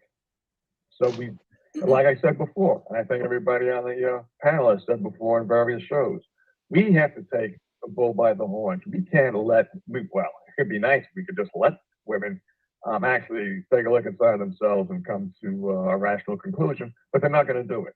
It's up to us to protect ourselves from the onslaught of neo-feminism, or from selfish females or stupid females, because they're not going to change on their own. Like Miss Twist said, they're not going to change on their own. Exactly. We have to change our attitude. Yeah. Right. Just a couple of acknowledgments. Mr. Earl, good to see you in the house. And Tony G, hey man, thank you for buying and reading my book. He brought up something from the book that's relevant to this conversation. You got a book out there? Oh man, Joe, man, you got to move out of Montana, man. You've got to come over here to the most expensive state in the nation, New Jersey. So yes, I put out a book. Wow, you never told us about the book. Oh, absolutely. You never told us about it. Yeah. It's called Here's Why You Can't Find Love. It's a book. It's 5 women interviewing me. The book is ultimately about transformation. That's what it's about. And I talk. Some women say I'm harsh, but when they get past the harshness, they say it completely altered their perspective of relationships. But the book is also the tools in the book are completely 100% transferable to your professional life. So, and I use a number of examples from business to help people understand intimate relationships. So, all right. So, yep. So, all right. And are you going? Is your name Ted Santos, or are you going by a pen name? No. I'm. If you were on YouTube, you would see me holding it up right in my hand with my name at the bottom of the book. So, Joe, So be Ted Santos. I can look it up under Ted Santos then. Okay, Amazon. Cool. Yep, Amazon, Barnes and Noble. You should at Walmart. You shouldn't be able to go into a bookstore and find it. Hey, I have a question about that, Ted. So you say that you can find the book in a bookstore. Yes. Did you self-publish the book? No, I use the publisher. That's why. Okay. Yeah, I was just wondering, because I know usually when you self-publish, you can't. Like you won't. It's very difficult to get in a bookstore and stuff. So I was just wondering. Yep. Yeah, and interesting. The president of the publishing company is a woman, and when she read the book, she said I'm interested in. Listen to this. She said, I'm interested in publishing your book. She said, I grew up with my father, both parents. And, some of the things you say in there, I heard from my father, where she said, there's some things you said I never heard before. And I agree and understand them. And she said, the problem is these are things that men are never honest enough with women to tell them. So a lot of women have no clue men think this way. And so she said, I want to publish it, but let me have my editor read it. And her editor is a guy. And when the guy read it, he said, there's no way you can publish this. Every woman is going to be offended by this book. So you can publish it. And so she published it anyway. So in the book. Let me just tell you, Ted, congratulations. I've been a couple for a number of months now. I never heard, you never told us you were an author. Oh, for Jesus Christ. Yeah. Myth Twist, did you know I have written a book? Yeah, I think so. I've seen it on your thumbnails on here. Kendrick, did you know I published a book? Hey, Kendrick. All right. He's getting a sandwich. Okay. Yeah, I actually I've talked about it a number of times. So, and maybe I don't. Maybe I should have promoted it more. It just came out in May. So, but Tony G actually he asked the question: isn't everyone born after the sexual revolution been soaking in he said, radio signal of feminism, Ted? And he said, radio station example from your book. So Reading the book makes it easier, and especially since there are 5 different women who have their own characters. And this is based on a true story. I went to a party, about 25, 30 women. I was the only guy. All the women left except for 5, and we had a profound conversation. The whole thing took place in the Mandarin Hotel in New York City. And so I said that by a certain age, everyone is listening to a radio station, and a radio station says things like, as soon as you wake up, it's too early, or it's Monday and it sucks. Like, some people are going to wake up tomorrow and they're going to hear a conversation in their head that says, oh, it's Monday, it sucks, Monday morning blues. And then on Friday, they'll wake up and say, thank God it's Friday. They'll wake up and say it's too early. Some people say they hear a conversation that goes like, all women are gold diggers, or all men cheat. I have to be a feminist if I'm a woman in the Western world. Like, and so it's a radio station that plays in your head and you cannot turn it off. And most people think, well, I'll just change the station, and that's just another radio station. So it's like the same thing but different. So the point of the radio station is that it's the conversations you inherit from society. And when you listen closely to what's playing in your head, you'll see that it's not even your voice.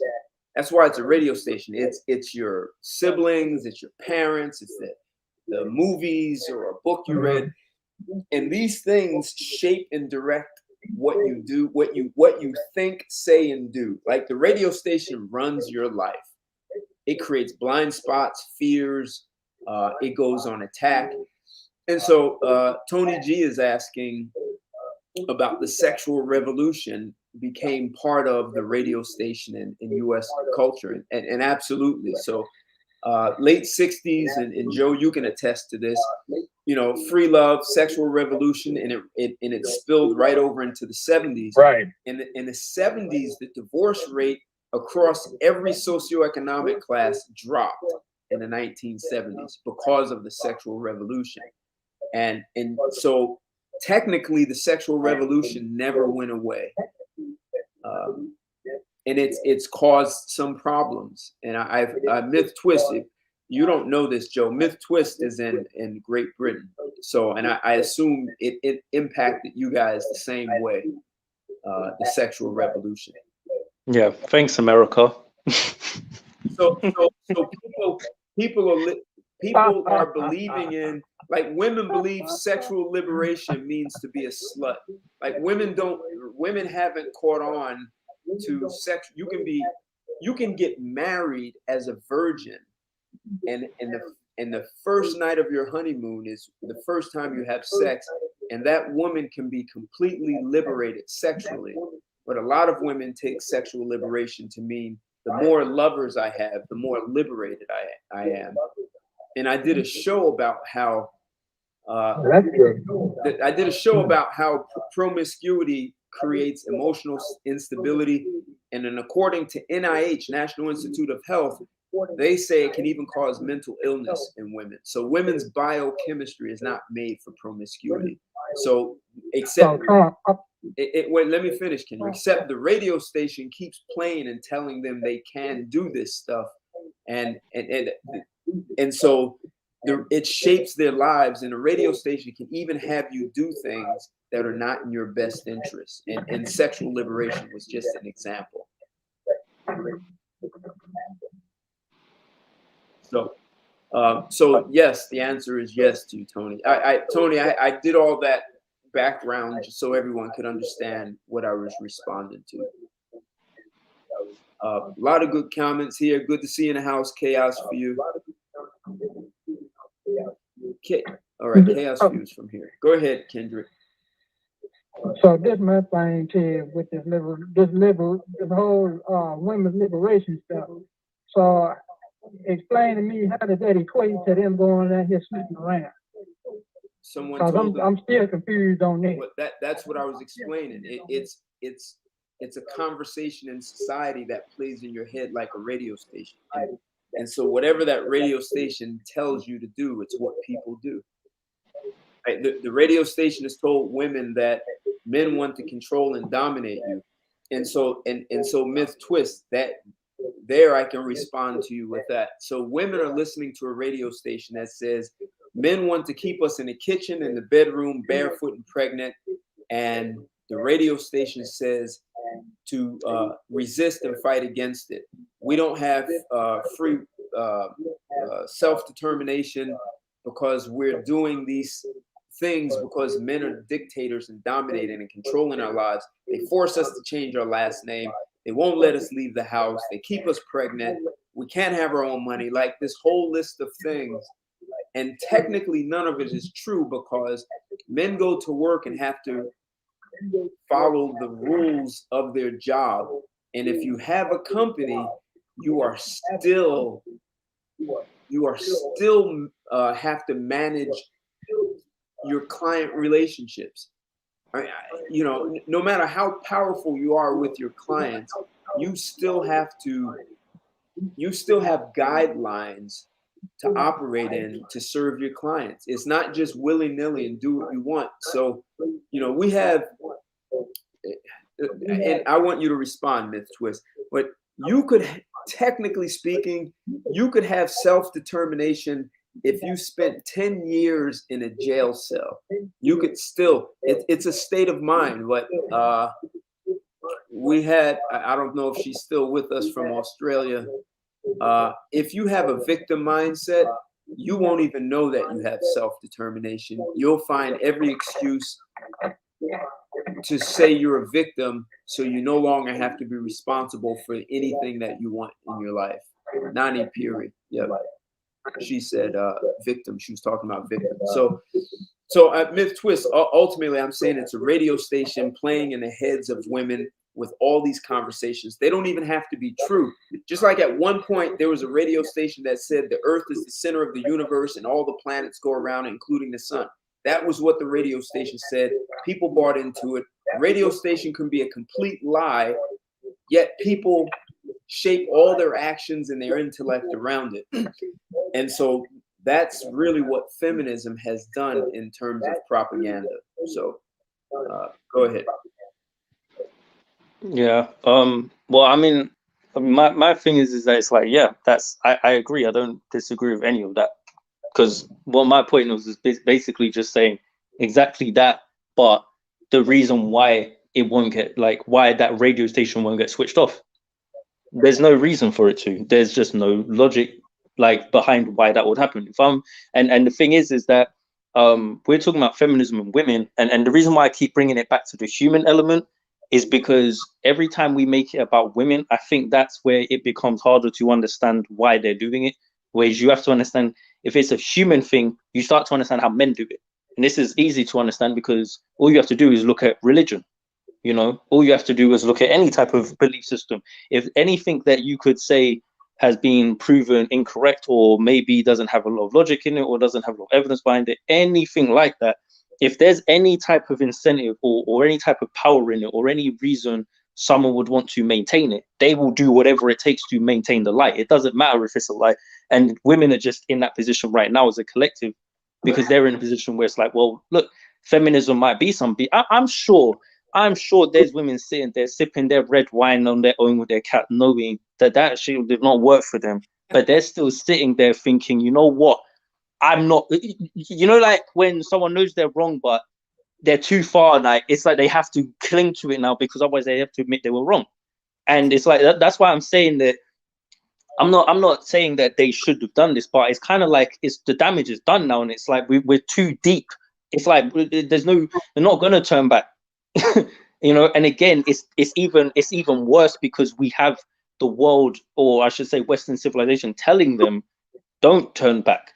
You know, so so even if I'm a woman sitting there and the results of my life is showing me this shit didn't work, I'm not going to blame feminism. I'm going to blame men, because what the world is telling me is it's not feminism's fault why you're alone and single. It's men's fault because they're insecure about you being a feminist. So do you see what I mean? Like there's so much mental traps where there's no way out. Even if you're a woman, you're trying to get out, it's very difficult because there's so many. It's like it accounts for every possibility, even if you try and say, oh well, it's like, because they can always just fall back and default to men are oppressing, men are oppressing. If you try and explain to them why it's happening, oh, you're a mansplainer, so there's no way around it, really. Myth twist. That's the trap of the radio station, and it's a trap, and it's almost impossible to get out of it. And that's why people think, well, I'll just switch to a new station, and it's just a new trap. And so keep going. And Joe, I'm going to step away for a second. So Joe and Kendrick, you guys keep this conversation going. And I'm right there with you, Myth Twist, and everything you're saying. It's a human part. It's a human challenge, right? Keep going. Yeah.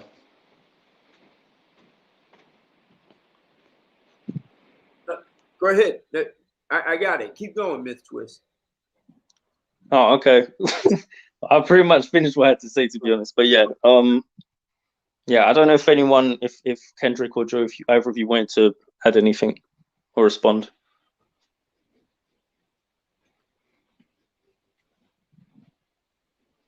And I'm going to bring in another caller, area code 111. You're live and on the air with Straight Talk. What's your name and where you calling from?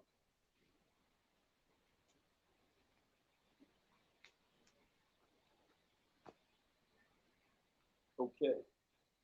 I'll just reply to the chat. So let's see. There's no incentive for women to walk away from something that gives them a power or a free pass, which I agree with. Does feminine lead to happiness later in life? What is happiness? How do you measure this happiness? Yep, that's true. Stop making excuses for people who purposely engage in bad behavior. I'm going to assume that's directed at what I was saying. In which case, it's not about making excuses. It's about acknowledging how people think. Me personally, I don't really care. If I see a woman crying about it, like, I'm just going to be honest, I don't have sympathy for them personally, but that doesn't mean I don't understand the psychology behind what's going on. And I think that's the difference. It's not making excuses. It's just understanding why people pick certain decisions and why they do it. And as guys, if we want to resolve the situation, we need to understand why it's happening.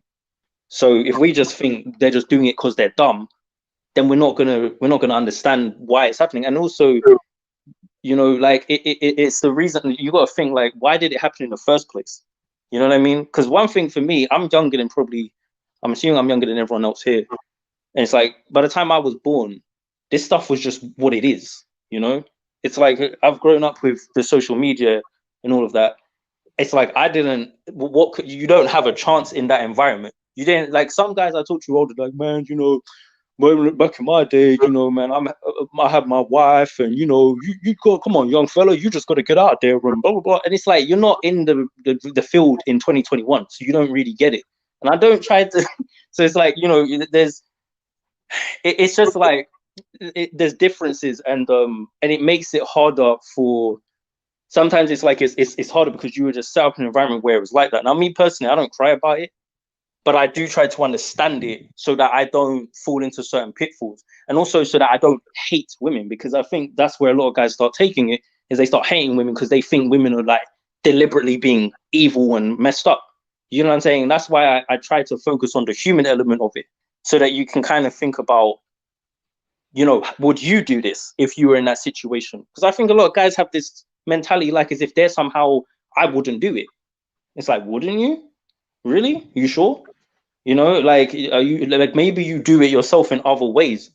You know what I mean? Like, so I guess because I say that, it makes it sound like I'm defending them, or I'm trying to, but yeah, but I'm not. Keep going. Keep going.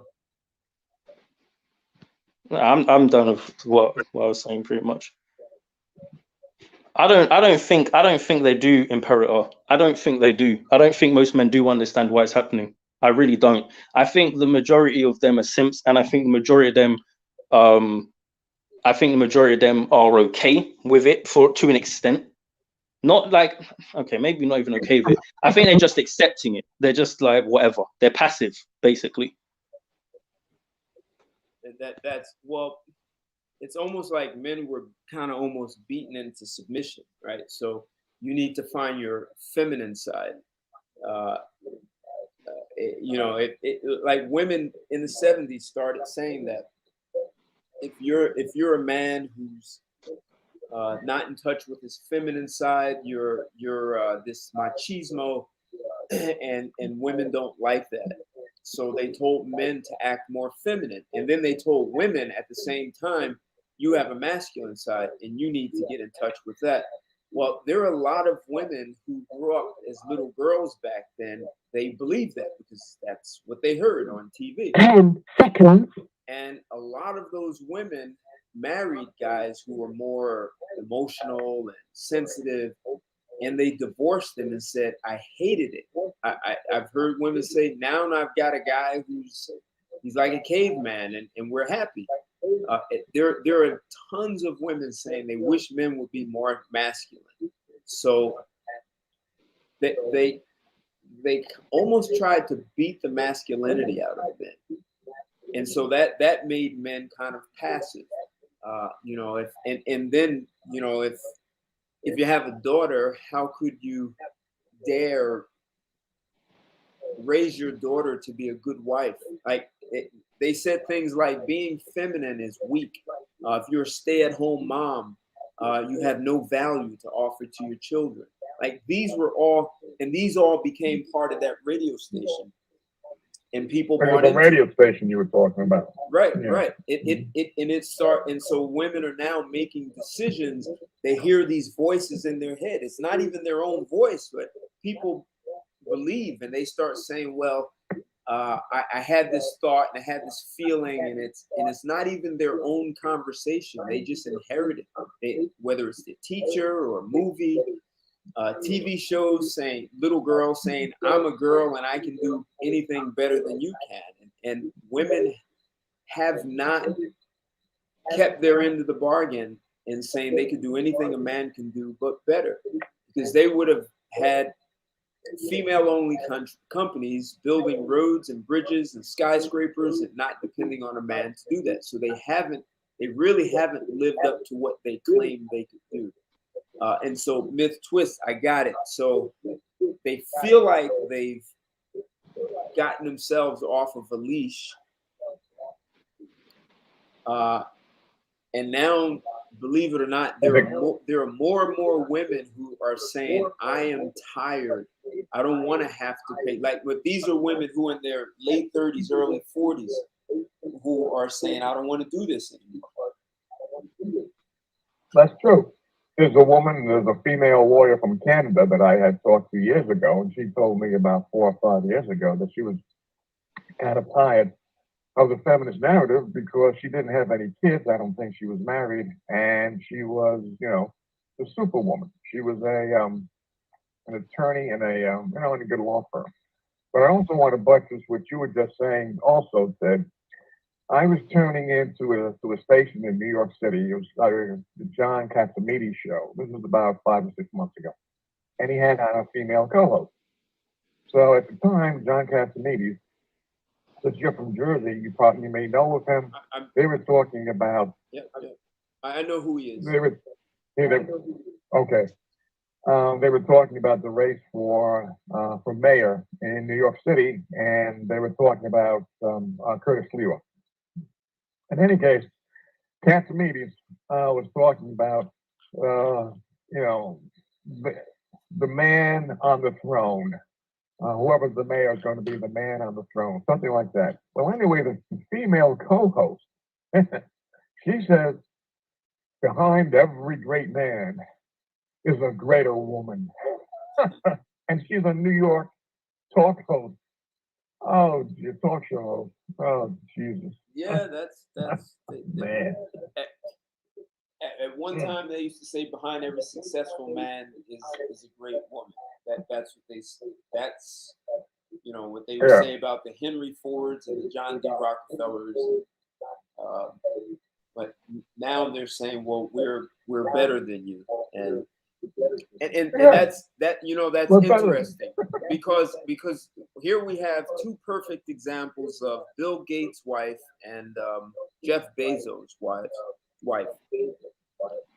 And you would think with all the billions of dollars, even if it was in stock or assets, that these women have access to a lot of money. they should be able to start a company that they desire and be very successful because they have capital right out the gate. And they were married to a man who was an extraordinarily successful leader. So you would think they should be able to just do it.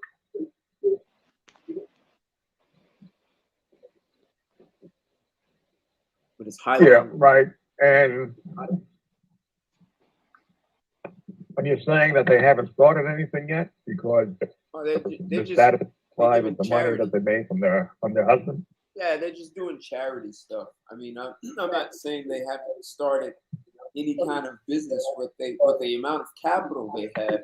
They should be able. Technically, they should be very successful in business now. Yeah. Even if they didn't know anything, if they didn't learn anything from their husbands about business, with the money that they're getting from them, they can start a business and hire talent, because they have a great foundation if they want to start a business with a few $1 billion, which they're getting in alimony. Right. So if they wanted to start a business and didn't know anything about it, they have enough money to hire the talent that can propel them through the ranks to make sure that they don't fail and even succeed, well, a lot more than anybody else.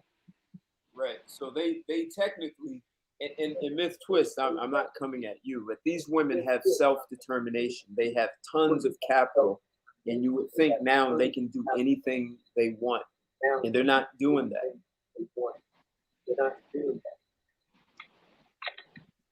Yeah, but that's the point though, is that they're not women. Most women are not going to do that.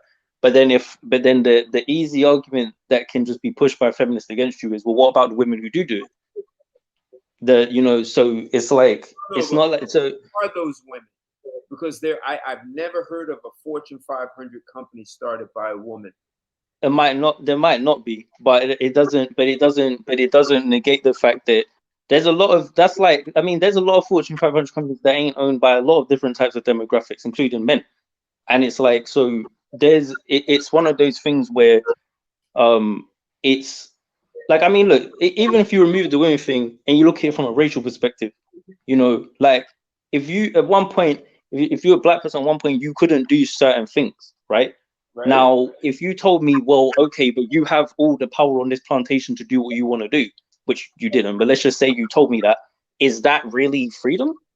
You know what I'm saying? Like, so it's like, if I have the option to fail, okay, maybe I have the option to take your money, and if I want to start business, I can. If I don't, I don't. That's all it is. I'm not saying that my argument isn't that they're going to go and do what men do, because we all know they don't.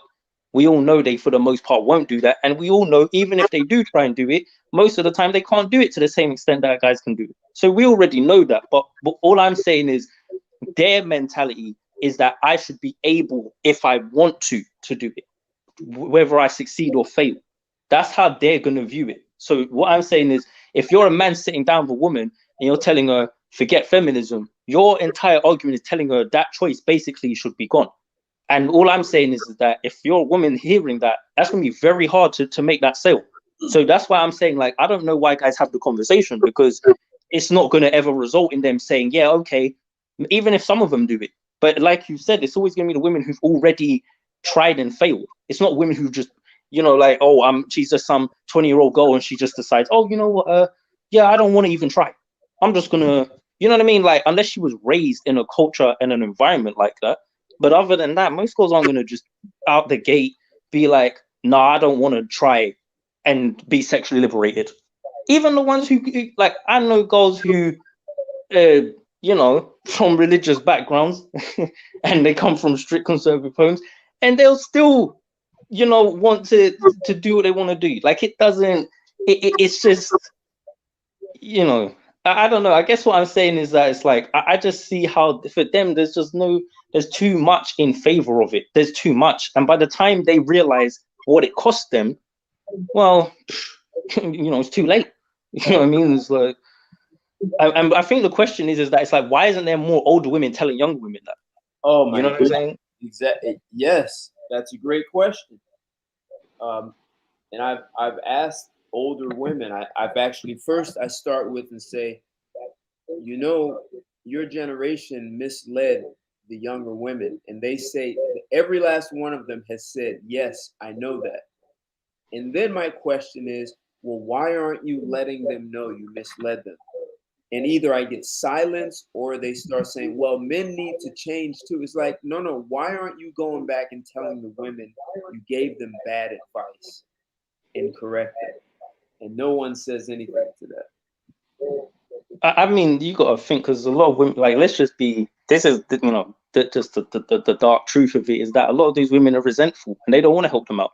That's what I think anyway. Like, you know, they're probably looking at them, you know, their main currency is beauty and looks. They're looking at those women, they have all the currency, they don't have any more. And it's like, well, why should I help you?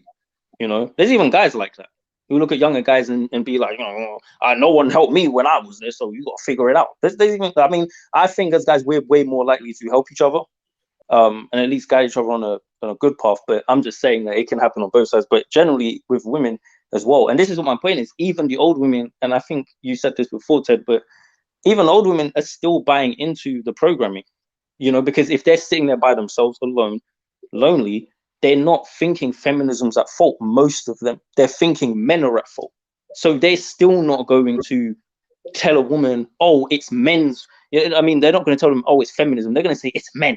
You know, the reason why, you know, these men, be careful with them because, you know, they're going to, or they'll tell, let's put it like this. Let's say there's a woman who kept herself for a long time and she got to like 30, 35, 40, and she has a divorce or whatever, right?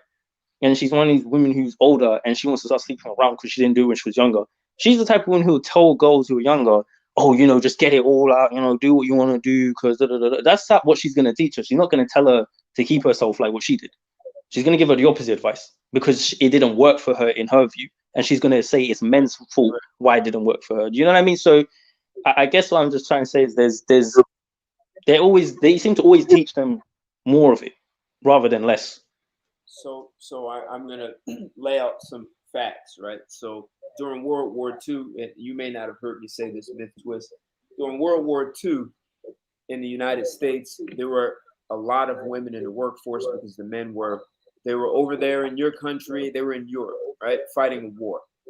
So when the men needed more supplies, bullets, parachutes, you know, whatever they needed, the women had to put in a significantly higher amount of overtime. And there were still men in the workforce, so it wasn't 100% women. So when they significantly increased overtime, accidents went up 150% for women. And with the same overtime for men, the accidents went up like nothing or negligible, like less than 1%. So women were not able to deal with the kinds of pressure and demands, but men were able to deal with it. Like we're only talking biology now, is what we're talking. The second story is a true story about a woman who was a welder. She was the only woman working in this welding shop, and the owner was watching her activity, and he docked her pay. And she said, "This is not fair. You're paying the men more than me." He said, "Well, you take more bathroom breaks, and you call in sick sometimes." And she said, "Well, I'm a woman. I have my period, and I have to go to the bathroom more times." And he said, "Well, why should I penalize the men? Like while you're in the bathroom, dealing with your period, they're still working and you're getting a break." So the woman came up with a solution. She wore a diaper so she wouldn't have to go to the bathroom as much and deal with period and all that. And now she was working as much as the men. She quit because it was too much on her body. She quit the job. So sometimes you do have to men have built every civilization on the planet. Let me just say this, Joe. Men have built every civilization on the planet. Okay. And so if you build something, you are 100% accountable for the well-being of what you create. And so if you have children as a man, your children don't know certain things.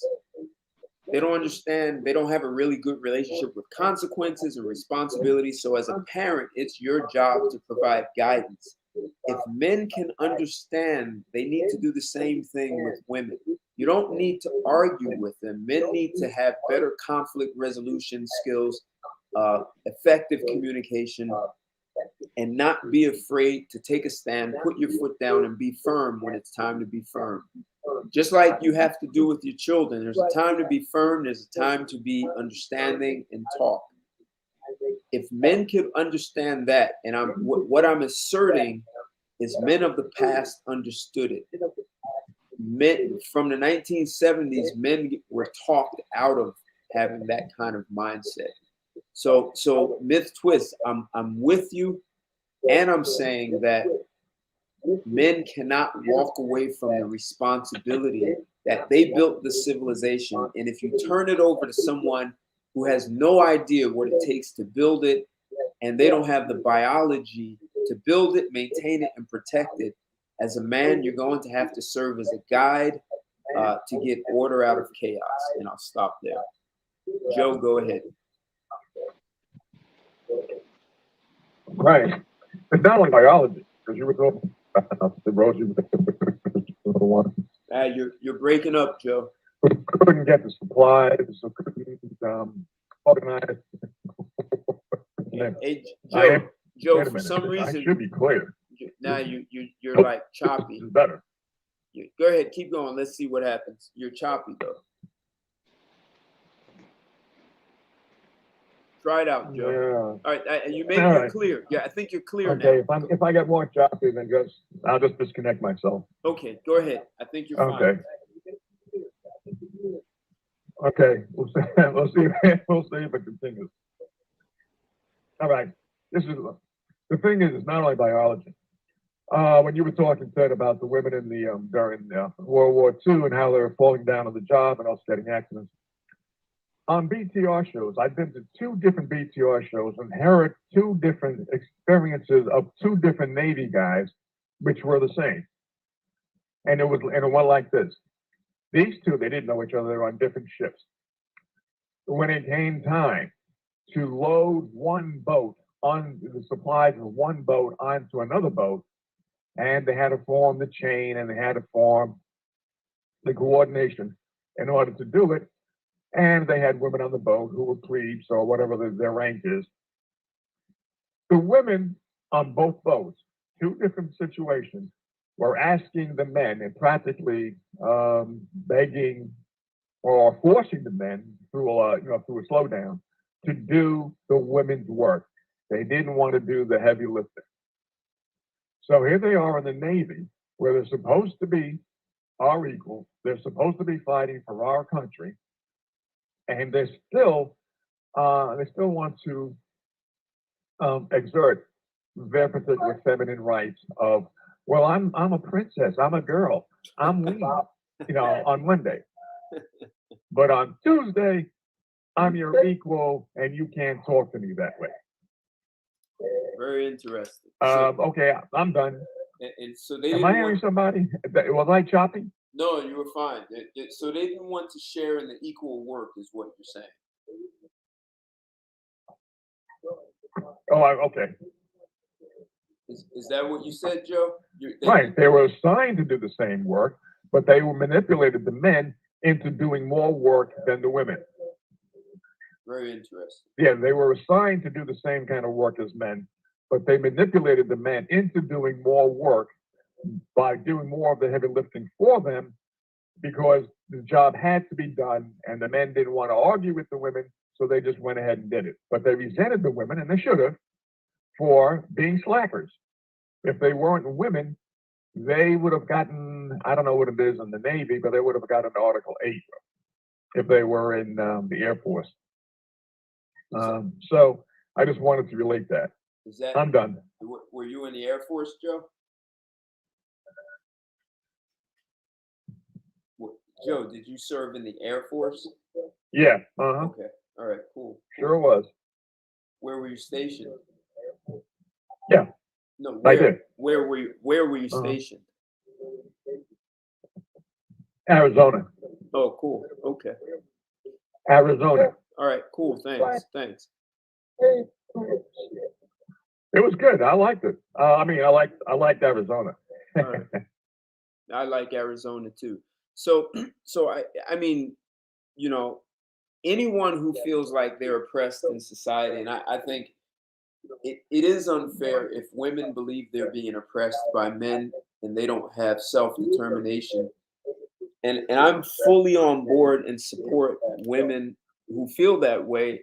I support them packing up, leaving, and getting away from oppressive men and forming their own society, forming their own society, and they'll never have to deal with us. And if they want to be impregnated, you know, they have sperm banks, or they could come here for a vacation, get pregnant, and go back to their island. I mean, I wouldn't be opposed to it because women shouldn't be oppressed. They shouldn't be having their free will or self-determination taken away.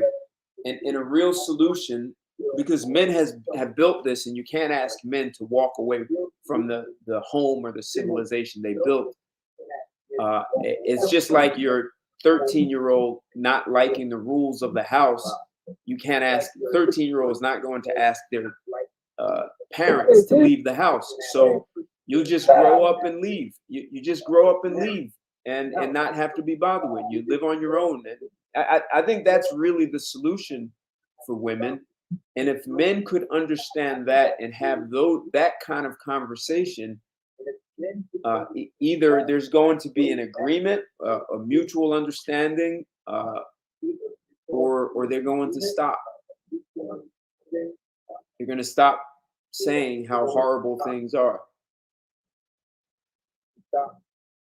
A big exclusive. I got you. Women are. He said. They really might stop saying it, but they'll still think it, right? Uh-huh. Yep. Yeah. Yeah, I think that yeah, I completely agree. Like, I mean, me personally, I would love to see what would happen if women had complete, like, full equality. Because right now, what we have is this pseudo equality where really it's not equality; it's more like female superiority because they have the advantages and benefits of being a victim, but then the powers and privileges, of not, of being able to do things like what we can do. Right. But so it'd be very fascinating to see what would happen if it was literally equal. Like when the example of the military, for example, like even with a lot of the tests that I know, a lot of the tests that they have are lowered for them, just so that they can pass. And it's like, that's ridiculous. Because in battle, the battle's not going to be easier for them because they're a woman. It doesn't work like that. You know what I mean? It doesn't even make sense. Like even the things that we're doing to cater for them doesn't. And the thing is that to me, society would be so much smarter if we acknowledged our gender differences and actually use those and maximize them. Like if you was going to have a woman in the military, women are great manipulators and they're great at subterfuge. So if it was me, I would just maximize that. I'd make them assassins. I'd make them spies. You know what I mean? Rather than trying to put them on the front lines where clearly they can't put in work. It doesn't make, but it's like, because we're so politically correct and stuff, we're actually doing it to our own detriment. And it doesn't make any sense. It's like, it's not even to say you couldn't have women in certain positions. It's just that there's certain things they're better suited for. And, it's like when they would be midwives or nurses. They're great at doing those types of things. That's a job. Doesn't mean they can't do anything or have any position. There's just certain things that they're going to be better at doing. And I think society would be smoother for both sexes if it was more like that. But because we're trying to force them, like one of the things you see this in is STEM. Women don't want to do STEM. They the numbers show it. They don't want to do it for the most part, right?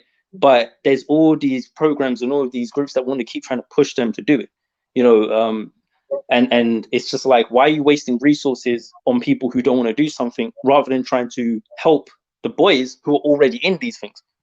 It's very backwards. But again, this is the reason why women will keep thinking it's right, and they'll keep subscribing to it because everything keeps telling them it's right and it's okay. And there's a lot of money behind it. Me personally, I think the real issue with feminism and the real thing that that needs to be dealt with is these guys. Because I think at the end of the day, feminism only existed because guys let it exist in the first place. It was guys' fault, men's fault why it even got this far. It's their fault why it's perpetuated to the extent it is, because at the end of the day, men are still in control of most things. They're in control of the media machine. They're in control of politics. They're in control of most of the flow of money. So if they're the ones putting money behind it and funding it and pushing it, that's the reason why it's going to keep happening. And women really are a reflection of men.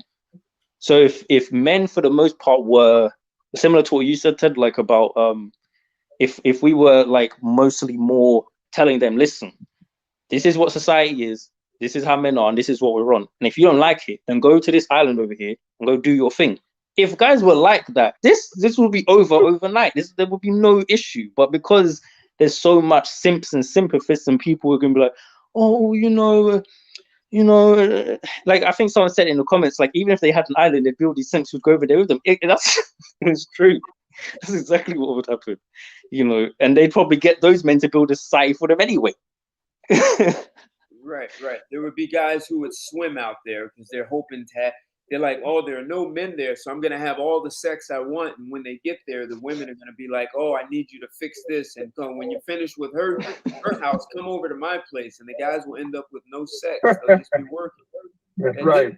Yeah. So. That's right. Let me, I want to. Because women view men as utilities anyway. I want to play. I think this is the last video I'm going to play here.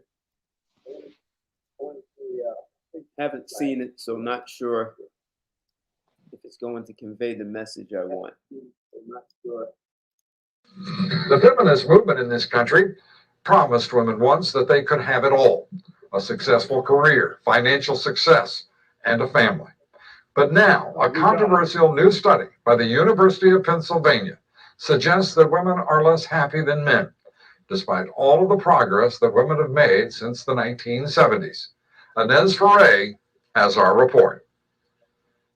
You've come a long way, baby. Women have come a long way in the last 35 years, but despite a movement that brought so much progress to American women, their happiness has dropped relative to men over the last 3 decades. The reason we find that surprising is that if you look across society, there's been a lot of social change that shifted things towards women. The data was studied by 2 researchers at the University of Pennsylvania who say a happiness gender gap is emerging. We look across age groups, across marital status, across labor force participation, across whether you have children or not, and we find that there's not a particular group of women who've become less happy, but rather all women across all of these categories have become less happy over time relative to men. The analysis does not confirm women's happiness has declined, but it doesn't rule out, among other reasons, whether more opportunities to succeed have increased a woman's expectations on herself,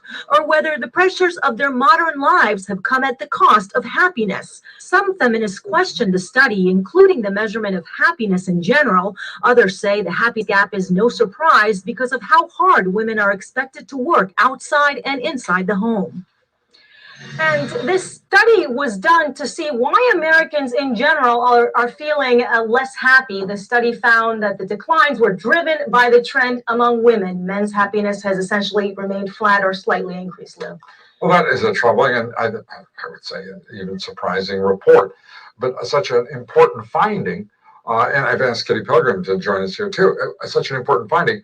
Why would there not be an explanation of why? That is the critical question to be asked here, is it not? That's what the researchers are saying. They're saying, we're just publishing these facts. Now, more research needs to be done as to why this is happening. Is it your sense that question has been answered in a previous study, or no? Though I'm actually quite surprised by this report because career opportunities are very extensive, and I actually don't know why that would turn up, and I think why is the actual critical issue in this whole point. If you're coming up with a result that's surprising, it's absolutely surprising, and we'll find out why. By golly, thanks very much. Appreciate it, Inez. And that's Ferre. Kitty, thank you. Yes, and I get, you can ask, well, What do you mean by happiness? I don't know the study. I don't know if they're using the same metrics that they used in the 70s. Perhaps that's what happened. Same metrics, and where they scored in the 70s is not where they are scoring in the 2000s. That video was from 2011. You know, it's funny, like the guy who was up there seems like an older dude. Like I wonder how old he is, because he's saying they're like, yes, you know, we'll definitely find out what's you know, it's like he doesn't know. You know, it's just funny. Yeah, he's a reporter, so he's not doing the study. He's just reporting on the study. But it's just funny because he's older and he seems like he doesn't know, or he has no idea why it could possibly be happening, right? And it's like, so it's like that's just how far this like, he's, in my view, feminist minded as well.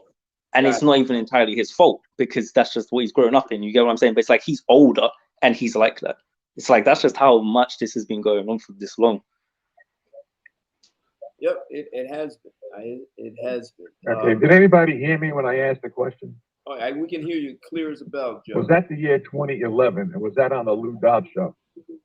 Okay, was that the Lou Dobbs show? And did you say, Ted, that was 2011? Yes, 2011, June 24th, 2011. Okay. I don't. Is that? Oh yes, it is Lou Dobbs. You're correct. Yes, it's the Lou Dobbs show. Okay. Okay. All right. Thanks. You're welcome. I said that would be the last. I want. I want to read an article that focuses strictly on the topic of this room for tonight. And this is once again from across the pond, BBC website. And the title of the article is "Why So Many Young Women Don't Call Themselves Feminists." This is from February of 2019. In recent years, feminist movements. Hey, can you guys go on mute? I can hear like rapping paper. In recent years, feminist movements have attracted significant attention in Europe and North America. So why do so many young women still say they do not identify with the term? Fewer than 1 in 5 women would call themselves a feminist, polling in the UK and US suggests.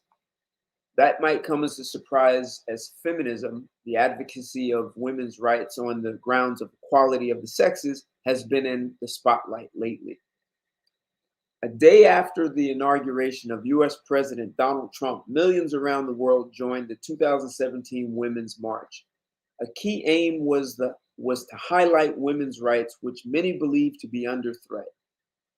Another defining moment came when sexual harassment claims were made against film producer Harvey Weinstein by more than 80 women, allegations he denies. Online movements have also gained momentum. Actress Alyssa Milano suggested that anyone who had been sexually harassed or assaulted should reply to her tweet with "Me Too," resurrecting a movement started by activist Tarana Burke in 2006. 500,000 responded in the first 24 hours, and the hashtag has been used in more than 80 countries. Many other celebrities have publicly embraced feminism, including actresses Emma Watson, who launched an equality campaign with United Nations, and body positivity warrior Jamila Jamil. Movements like everyday sexism and discussion points such as author Simanda Ngozi Adichie's TED Talk, "We Should All Be Feminists," have also struck a chord with millions. Rejection of feminism. These events have all helped to bring feminism to the mainstream attention. So it is perhaps unexpected that the identity feminist has not gained more popularity among young women in the Western world. In the UK, there has been a small increase in the number of women who identify as such. A 2018 YouGov poll found that 34% of women in the UK said yes when asked whether they were feminists, up from 27% in 2013. So, man, myth twist, you guys are getting it more over there, huh? It's a similar picture in Europe, with fewer than half of men and women polled in 5 countries agreeing they were feminists, right? Wow, men and women. This ranged from 8% of respondents in Germany to 40% in Sweden. However, people do not appear to reject the term feminism because they are against gender equality or believe it has been achieved. The same study found that 8 out of 10 people said men and women should be treated equally in every way, with many agreeing sexism is still an issue. And you guys see they asked, are you a feminist? 40% Sweden, 33% France, 29% Norway, Great Britain 27, Denmark 22, Finland 17, Germany 8. And I think it's actually in Sweden where even on your first date, you go Dutch. No one pays for the date. They pay for their own food. The article and that this chart that you guys can see was 2018 survey. Let's see how much. Oh, we got it. All right. So let me see if we can run through this. This appears to run a shift. So US. Interesting. This appears to represent a shift in attitudes over time. A study of 27,000 people in the US found that 2/3 believed in gender equality in 2016, up from a quarter in 1977. And in a 2017 UK poll, 8% said they agreed with traditional gender roles, that a man should earn money and a woman should stay at home, down from 43%. If many believe gender equality is important and still lacking, then why do relatively few people, including young women, identify as feminists? It could be that they do not feel the term speaks to them. The term feminist is less likely to appeal to working class women, polls suggest. Almost 1 in 3 people from the top social grade, ABC1, those in managerial, administrative, and professional occupations, called themselves a feminist in a 2018 poll. This compared with 1 in 5 from grades C to DE. All right, so this is from a chart. All right. Identify African American. Interesting, which is found. They looked at this by race. Race can also shape views of feminism. Research into the views of US millennials found 12% of Hispanic women, 21% of African American women, 23% of Asian women, and 26% of white women identify as feminists. So the lowest was Hispanic women, 12%. 3/4 of all women polled said the feminist movement has done either a lot or some to improve the lives of white women. However, just 60% said it had achieved much for women of other ethnicities, a sentiment shared by 46% of African Americans. So interesting. Hispanic women are staying by their men, huh? Battling stereotypes, another hurdle may be some stereotypes. Another hurdle may be some of the stereotypes and misconceptions associated with feminism. In her introduction to the recently published anthology, Feminists Don't Wear Pink and Other Lies, curator Scarlett Curtis refers to the stereotype of the feminist as not wearing makeup or shaving their legs or liking boys. So they don't like boys. That's the new feminist, huh? These stereotypes have persisted through the ages. In the 1920s, feminists were often called spinsters, and speculation about their sexual preferences was rife. Almost a century later, these views still hold the same way. Having interviewed a diverse group of young German and British women for my research, I found associations of the term feminism with man-hating, lesbianism, or lack of feminism. So I guess they're saying that why some women are backing away. And a woman in the chat said that I guess this is the radical feminism that is making some women back away from feminism. So some women are backing away. It's becoming too radical. Some countries more than others, some races.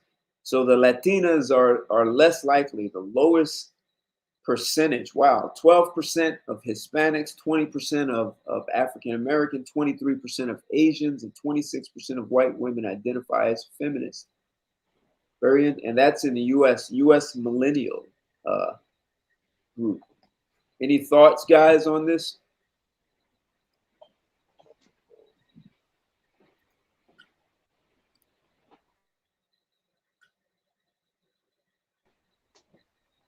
Hello. Yep. Any thoughts? Yeah. I figured you might want to think, and I'm being quiet. Okay. No. Yeah. So yeah, that's pretty much, yeah. That's aligned with the thing I said earlier about the radical feminist. Most women don't want to be considered that, especially since the memes and all of the viral videos of the crazed feminist. Like, no woman wants to be associated with that.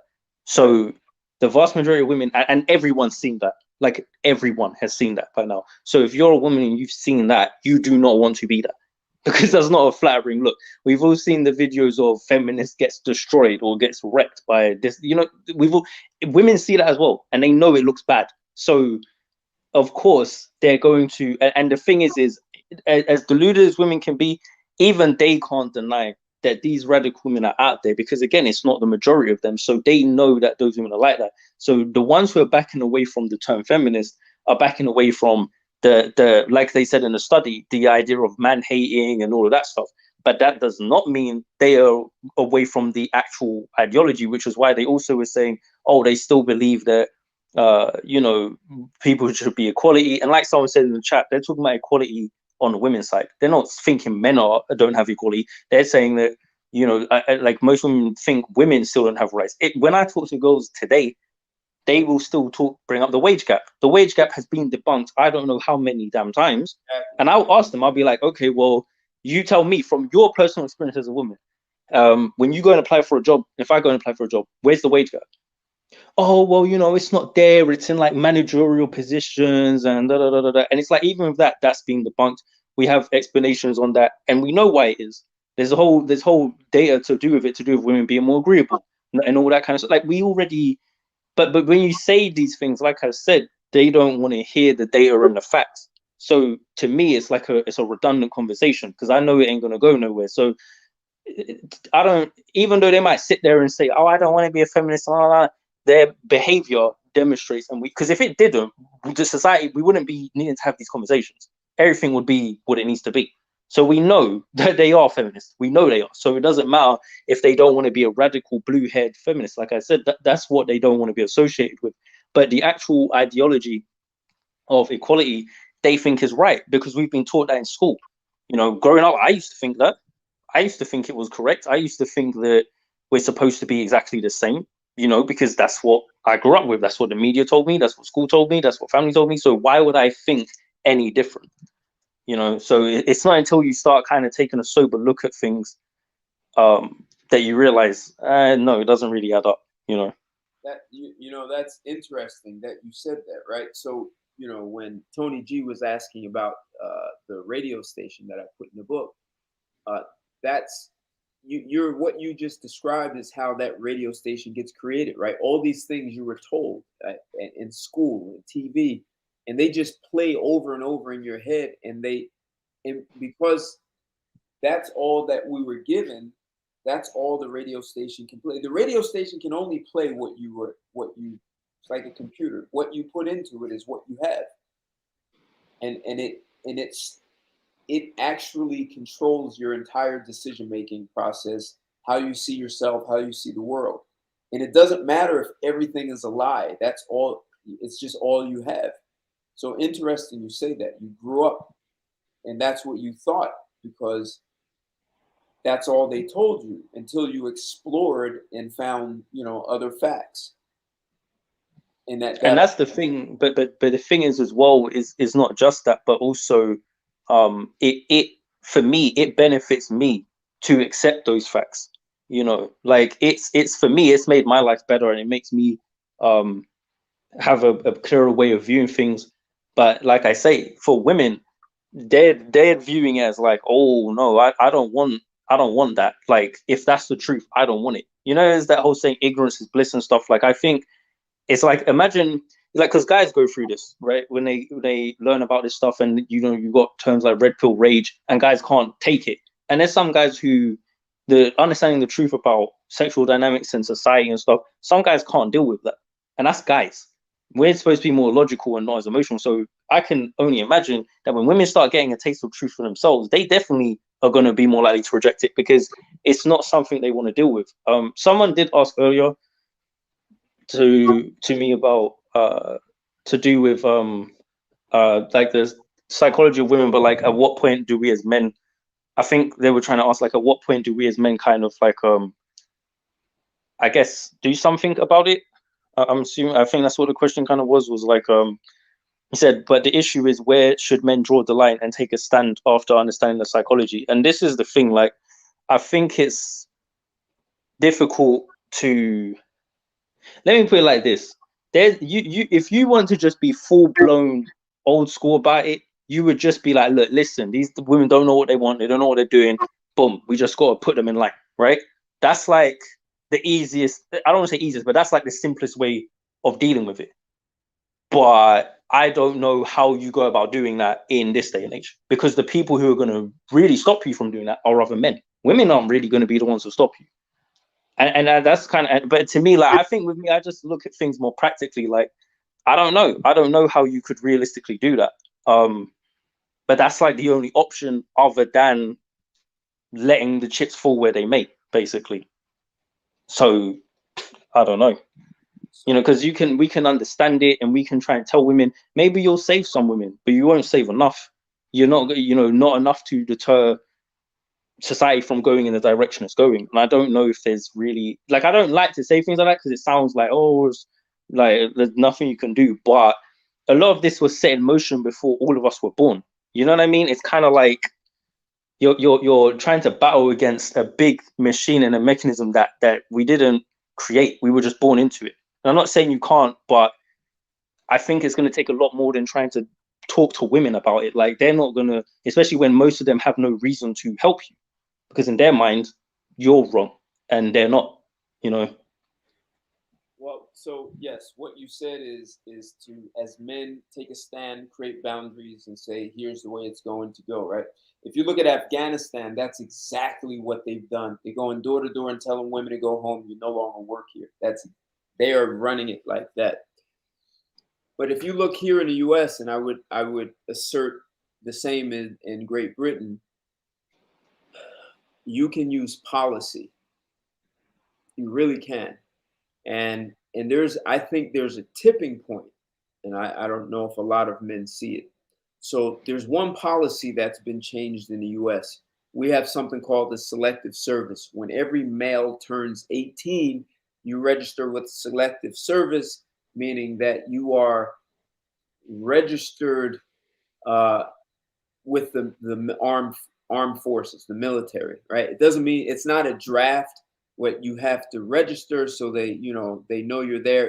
In the event of a war or a draft, your registration is there, and they can just say, hey, look, we're in wartime, you need to come in, right? So women never had to register for the selective service.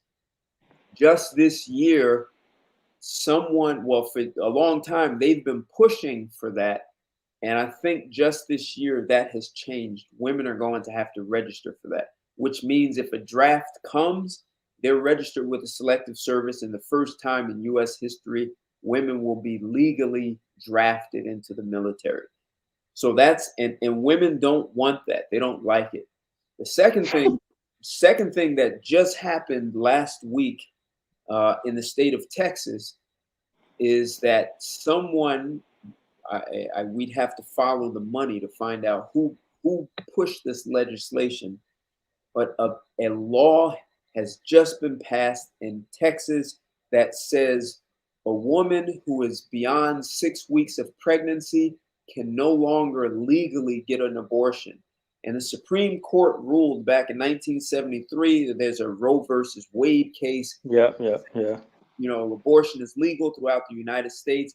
And when this Texas law was passed, the Supreme Court looked at it and said, we're not touching it. So any woman in Texas who gets an abortion after 6 weeks, the way it's being enforced is by the citizen. So if a woman takes an Uber to go to an abortion clinic, the Uber driver gets fined $10,000. So does the doctor, the nurses, everyone who's involved. And that's all because some citizen picked up the phone and called and said someone's breaking the law. So what they did is, in some ways, it's draconian law, but they reward the citizens for implementing a draconian law.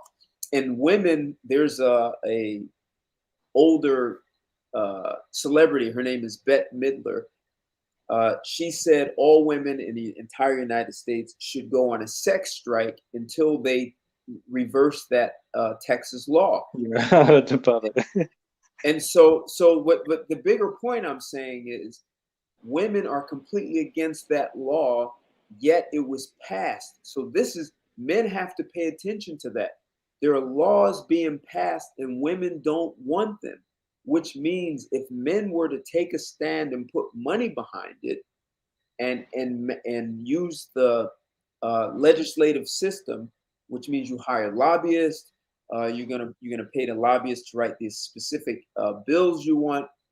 You're gonna give campaign contributions to the senators and congressmen and governors, and they will pass your bills, even if women don't like them. And that is the way it's been happening in the United States. Princeton University just recently did a study over a 20-year period and found that even when the majority of people want a law or are against it, it doesn't matter. It's the wealthy families, large landowners, and corporations. If they want it, even if the population doesn't want it, those constituents actually get the laws passed, which means if you create a PAC and put money behind it. So do you get what I'm saying, Myth Twist?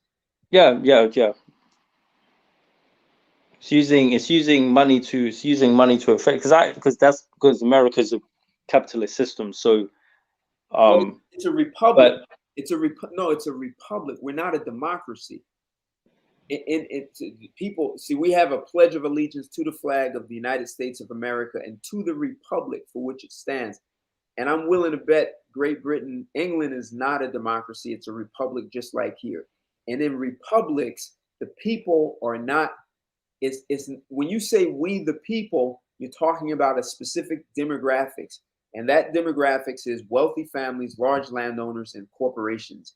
And that's who writes policy, not your politicians.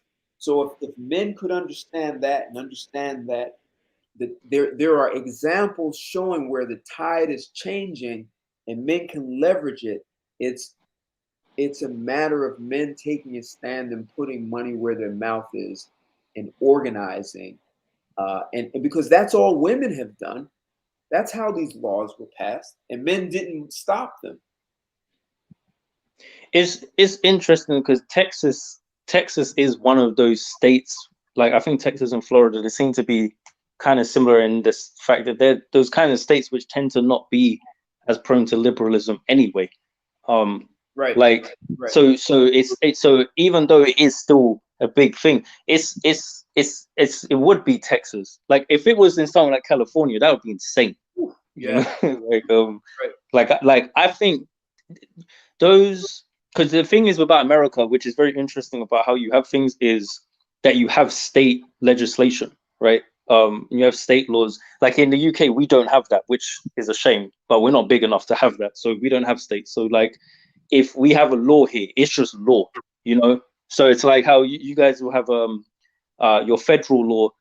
That's basically all we got. We don't have like state law and, oh, if I go to this state, there's this kind of law about this and this. It's not like that. It's just there's one law basically, and which is how most countries have it. But like that's one advantage you have, because if I was in America and I lived in somewhere, like in LA, and I didn't like the BS state because it's a blue state, I can just go to a red state and not deal with it. Like if I don't agree with the abortion thing, now I can go to someone like Texas, you know, and that's very interesting because it means that you have pockets and places within your country where there's going to be more or less of the BS, and there's limits on it because different states have different ways of doing things. So you guys have it where you can like actually, like you can go to certain places where you know there's going to be more likelihood of guys there that have your mentality. It's like, okay, this is a red state, so there's more likely to be more conservative minded men over here.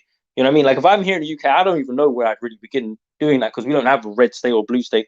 I don't know. It's just people living here, I guess. I don't know where. I mean, you actually could figure that out actually because there's certain constituents that vote more. Right. But and you have lobbyists. You still have lobbyists, though, right? yeah, yeah. I just think we're not as. I think the thing is in America is you guys are way more proactive about things. I think you're a lot more likely to like the money thing is definitely something you guys are much more willing to do is like put your money where your mouth is. But I will say that it works both ways because a lot of the liberal agendas, you have people over there who are going to go way harder in the paint with it than we have over here. Like we don't have really as much crazy feminists over here like that. To be honest with you, we don't really have like as much of that stuff. You know, we don't have it as bad. And even though a lot of girls here are feminists, I view them as like mostly softer feminists compared to America. Like I think you guys have got the worst period globally. Like I don't think if anyone from the UK ever tells you it's worse over here, they're lying. You know, I'm not gonna act like it is, it isn't. But we definitely have a lot of the same issues. It's just, you know, not to the same intensity. But in terms of, I think someone said about in the chat about like um meeting like getting with women and like kind of giving them a standard or telling them what you want and stuff. And I agree with that. I think though there's a difference between if you want to just find a woman for yourself, I feel like that's not even in the West, I don't feel like that's super difficult. You know, like if you're saying I want this one woman for myself and I want her to not be too crazy, I think that's something you can accomplish even here. I think the problem you're going to have though is maintaining it over a longer period of time, and this is why there's so much relationships that aren't lasting because getting with someone is one thing and being with them for a couple of years is one thing, but like back in the day relationships were maintained over decades and or lifetimes, and now it's hard. It's like I feel like that's the challenge of the modern day is getting that, because that's how families aren't built and last for a couple of years. That's a lifelong thing, like, and we have to build those things and maintain them, but in this environment that's very hard to do when you've got so much stuff, and so much of the things that's messing up the environment only came out in the last few years. Like like at least technologically, I mean. So what you're saying is important, right? So one of the problems that happen, one of the ways I think men resolved what you're saying, like a one-on-one relationship, is you as a man, you might check a woman, you may end up not getting with her, except you checked her, you let her know behavior was not acceptable, I'm never going to accept it, right? So she's like, well, if you won't, I'll go to the next guy. And she goes to the next guy and he says the same thing, I'm never going to accept your behavior. If that means I never have sex with you, goodbye. And if she goes to a couple of guys that respond that way, at some point she's going to see there are consequences for her behavior, and she's going to start to develop a very different mindset. And she'll see that, I know Joe talks about, women have this Disney, this princess mindset. And when she sees that no man is going to cater to that, she's going to have to learn something new. It'll be disruptive. She may have some resentment initially, but she'll learn that if she wants to have a good relationship, she can't go in the way she has been. And even if she tries to go in and switch and a guy checks her and says, unacceptable, I'm stamping a reject on your head and you're out of here. But men are afraid to do that because they're like, well, I'm going to miss out on my chance of having sex. But you set her up better for the next guy is what you do. and men can't be afraid to do that. Well, that's the thing, like, cause I mean, I'm sure you all know, like, if you can, like, you can be like that, but the problem is you're relying on the next guy. That's where the issue comes in, and I don't trust the next guy.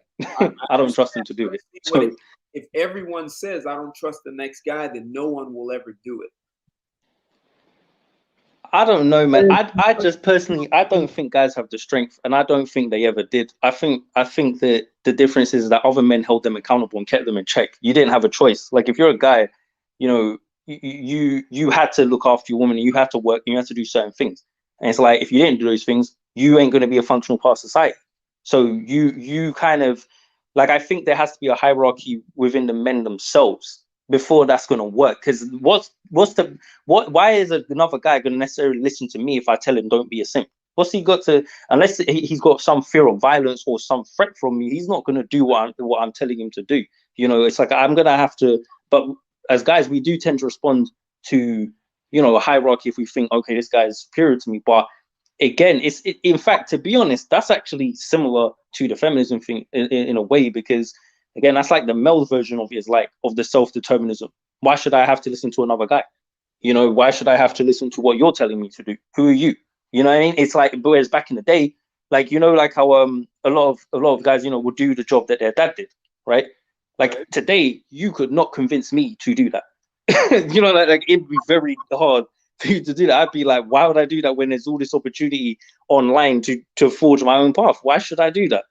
You know what I mean? It's gonna be, it's like, so I think it's just, I think basically individualism is rampant in Western civilization, and our reliance on each other is lower on both sides. And I think that the reason people were able to stick together before is because there wasn't as much ability to be independent. You had to stay with each other. You didn't really have much choice. But now you do have a choice. You know, you got contraception. You don't even have to have kids. You can, so women can prolong their careers and do whatever they want. They couldn't have it. They didn't even have a choice before birth control. And I honestly think birth control is what messed a lot of it up, because I think if that didn't exist, they wouldn't have much of the power they have now. They wouldn't be able to be sexually liberated in the same type of way, because there'd be too much risks associated with it, you know. But because they can do what we're doing, it's just, why should they listen? Like, you know, and the same thing with men. Like, why would I listen to you telling me don't simp, or telling me not to do this? You know, it's just too individualistic. Technology has kind of made it like that now. So Yeah, I get what you're saying, but if no man ever stands up and says, "Hey, lady, that's unacceptable, and I'm never going to tolerate that. You should go somewhere else with that." If no man ever does that, then everything just runs off the rails, and women will they end they end up t- they end up treating women end up treating men like women is what happens. It's a complete role reversal because Yo, Ted. men are more men are so focused on getting the sex from the woman that he's literally being led by the woman, and she's directing him and giving orders, and he's allowing for unacceptable behavior without ever checking it. That's what I'm saying. So it's not even about another man holding, because another man can't hold you accountable to that. There are older women who can hold women accountable, but it's training a man. It's like China's saying, hey, all this feminine manhood thing is out the window, off of television. Boys are going to learn to be masculine.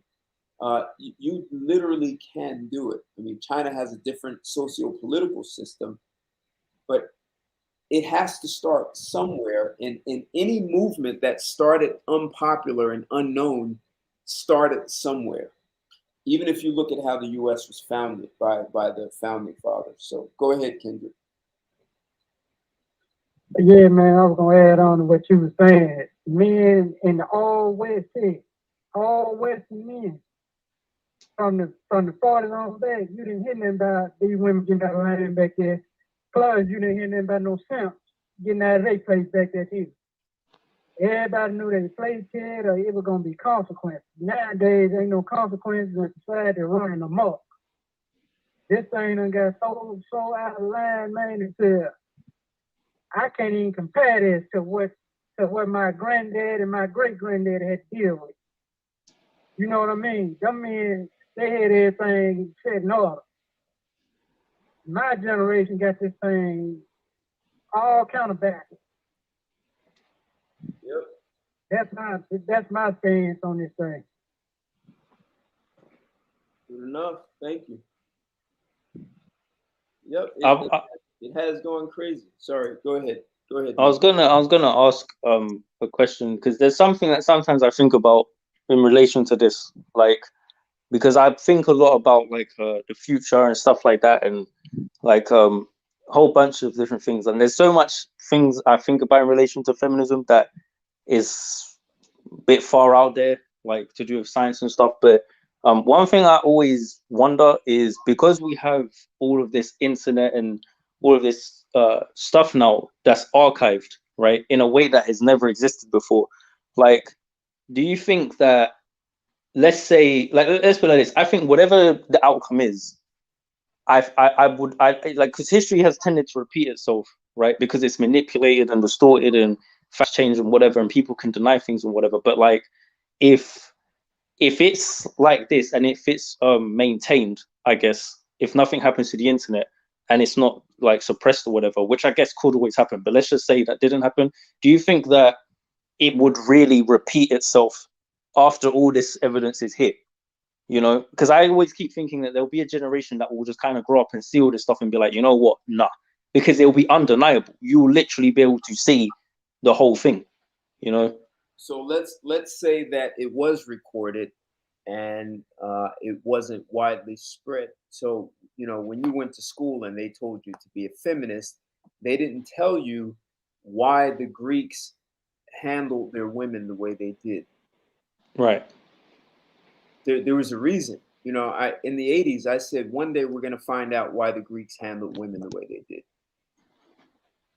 But we don't really want to talk about that. We just want to say, oh, the men were just horrible. But so so let me add to that. And what I'm going to add to gets to what the big exclusive said about senators in Texas. So the kings, the rulers of ancient Greece, do you know who they received advice from? No. The oracles. Oh yes, yeah, like the Oracle Delphi, for example. Yeah. And do you know who the oracles were? Always. Yeah, women. Exactly. So why would the oracles advise men to deal with women that way?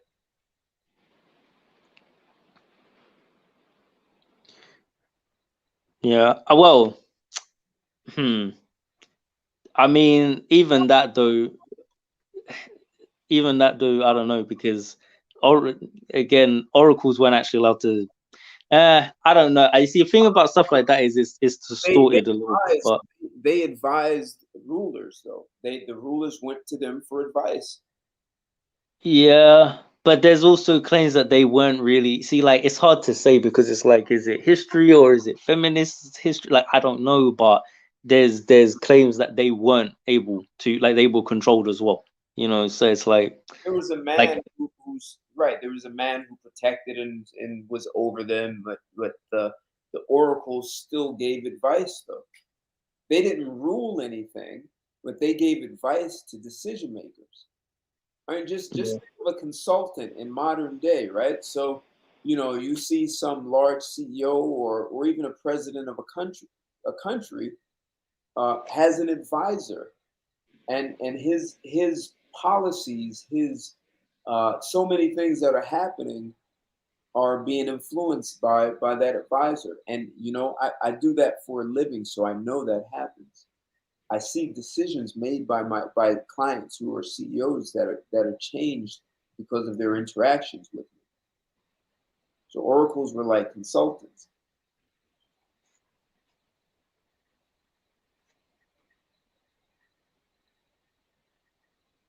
And the big exclusive well, the big exclusive made a comment. He said something about when I was talking about the abortion law in Texas. Did you know there were some female senators who voted yes in favor of the Texas abortion law. No one seems to mention that fact. Some female senators voted in favor of it. So, and I'm saying that in the context of oracles, right? So, even though you would think that the female senators will sympathize with the general population of women, but for some reason they thought it was in the best interest of women to not get an abortion after 6 weeks. There's but that's the thing. There's women who are pro-life. I don't know if you ever seen it. There's a video I watched it years ago where it was women who didn't want to classify themselves as feminists, speaking in a conversation with women who do classify themselves as feminists. I can't remember the channel that did it, but it's on YouTube, and it was interesting because you saw a lot of those types of disparities. Like you saw women who are like, well, I'm pro-life and I don't believe in abortion, and then you had another woman sitting next to her like, well, you know, I think abortion is a woman's right and blah blah blah. So, but these were all women that were like various backgrounds and stuff like that, Right. and they all had different opinions, and they were all sat there, and they're all American. They're all grown up on, you know, in the same society and whatever, but they've all got different opinions having a conversation. So it's interesting because it's like there's definitely women who aren't with all this nonsense, but it's like I think with me, like what I found is that it only goes so far, you know. So it's like, but I think that the women who aren't with it that strongly, if you're a guy who's strong with your principles, I think a lot of those women will be fine with it because they're already predisposed to thinking similarly in a traditional manner. You know what I mean? Absolutely. And there are women like that. Now, some of the women have grown into that mindset, right? So feminism wasn't all that they thought it would be, and they're looking at their mothers and their aunts and grandmothers and saying, "Well, I don't want that." And I on Clubhouse, I literally hear women say that.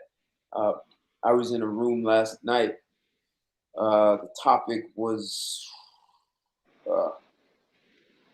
I forget what it was, but it was interesting. It was about dating, but it was interesting to hear the comments of some of the women. Now, I understand a lot of women in a public forum, they're going to tell you what they think you want to hear, right? So it then just sounds like parrots all singing the same tune. I understand that. But as you were saying, there are women who want men who really take a stand and they support those guys. And they know how to do that. So, and they're looking for certain types of guys. So guys who consider themselves to be feminists may not be able to attract that kind of woman. Do you think that because like I think with me I've got very like I don't want to say extreme, but I think like my views on the feminist thing goes further than a lot of people. So like because like for me, I think the vast majority of guys are feminists. Even the guys who don't like or think they don't like feminism, I think are feminists. Like, because for example, let's say like I'm one of those people where like I literally think when I think traditional roles, I think of the guy being the breadwinner and the woman like not at all, you know, at all, not 50-50, not oh she pays half for it, like, but so many guys who claim they don't like feminism believe in 50-50. And and I'm just like, well, you sound like a feminist to me. So if you meet a woman and you tell her, listen, I don't want you to be on this feminism, and like you're kind of acting like you're her boss, but then at the same time you expect her to pull her weight financially, like no wonder she's not really on. Like, do you know what I mean? I just think that it's not clear even for the guys. I think even a lot of them are kind of not sure what it is they're trying to do, because again, we've all been indoctrinated with the feminism to some extent. So I think even a lot of guys are still having to try and figure out what it means to not be a feminist man as well. I think that's another part of it. And when you combine that with especially here in the States, more and more men are being raised by a single mother. Oh yeah. Their view of women is different. You know, I grew up with both parents, and part of the time my mother worked, and then she was home. She was a stay-at-home mom for years, and my mother wanted to go back. My mother embraced feminism, so I think part of her wanting to go back to work was she was being a feminist. I have to get out there and do something. Um, so at some point she went back to work. But I had my mother home like full time. I know what that's like, and I know what it's like when daddy comes home, uh, and even though my father probably gave my mother whatever she wanted, I still know when I still saw when my father had the final word, or he said, "No, this is the decision I want." Um, I'll deal with your mother. I'll deal with it. Or the worst part is, if I don't want to listen to my mother, she says, "Wait till your father gets home," and that will straighten you out. It's like, "Oh no, ma, don't tell him. I misunderstood. I'll do it." But I understand that. But if you've only seen your mother in that role, you have a different view of women. That's the thing. Like, I grew up with a mom who was real strong and domineering stuff, but like, I don't know. Somehow, I've just come out the complete opposite way. I don't know. Like, somehow I'm just, because I'm not like halfway like that. I'm like fully on the side of this is what a guy's got to do, and I'm not like halfway with it. It's like I'm fully on that, and I'm not sure. I don't know if it's just some guys are like that and some ain't. I really don't know. Like, because I think some dudes, like, it's really difficult for them to just completely want to take the lead, like, and just embrace it. I think it's hard for them. Like, because one thing it will be like constantly, it'll be like, oh, but why should I have to do that? Why shouldn't a woman, have to work? Why should it just be me? You know what I mean? Like, and I'm like I can kind of get what they're saying, but then at the same time, I'm like, well, how can you expect her to be fully traditional if you ain't being fully traditional? But then I also understand, and this is the other problem, is that it's not just us as individuals. Society isn't set up like how it was back in the day. One man's wage was enough to handle an entire home. It's not in a lot of places in the West now. So just even economically, it's like you have to earn so much more money to be able to even afford to have that exact traditional setup, or you have to be very smart with it and live somewhere where the cost of living is not so high. But even then, you're still in an environment where the woman's looking around and seeing luxurious life, lavish. It's a mess. Like it's so much tougher to maintain a traditional setup, I think. Because I think a lot of women might be on board for a little while, but after a while, I don't know. It just depends on when you're with them, I guess. Like at my age now, if I go with a girl who is around my age or maybe a bit younger, which I already have had this type of relationship with a girl who was like, "Oh, I'm not a feminist," and blah blah, and she was mostly cooperative, right? Like pretty much everything I would want was pretty much there. But after a certain point, once enough people were saying enough stuff and whispering in her ear, like almost at least most of her friends, if not a couple of them, are going to be feminist, and they're going to say one or two things. She's probably going to have family members who are feminist. So it's like, even if the woman herself is on point, the environment is going to be more likely to corrupt her and mess it up, which is what happened in my case. Like even if I was doing everything I needed to try and do as a guy, but I can't bow the entire environment as one person. No, that's really important. But before I even respond to that, Kendrick, did you want to say something?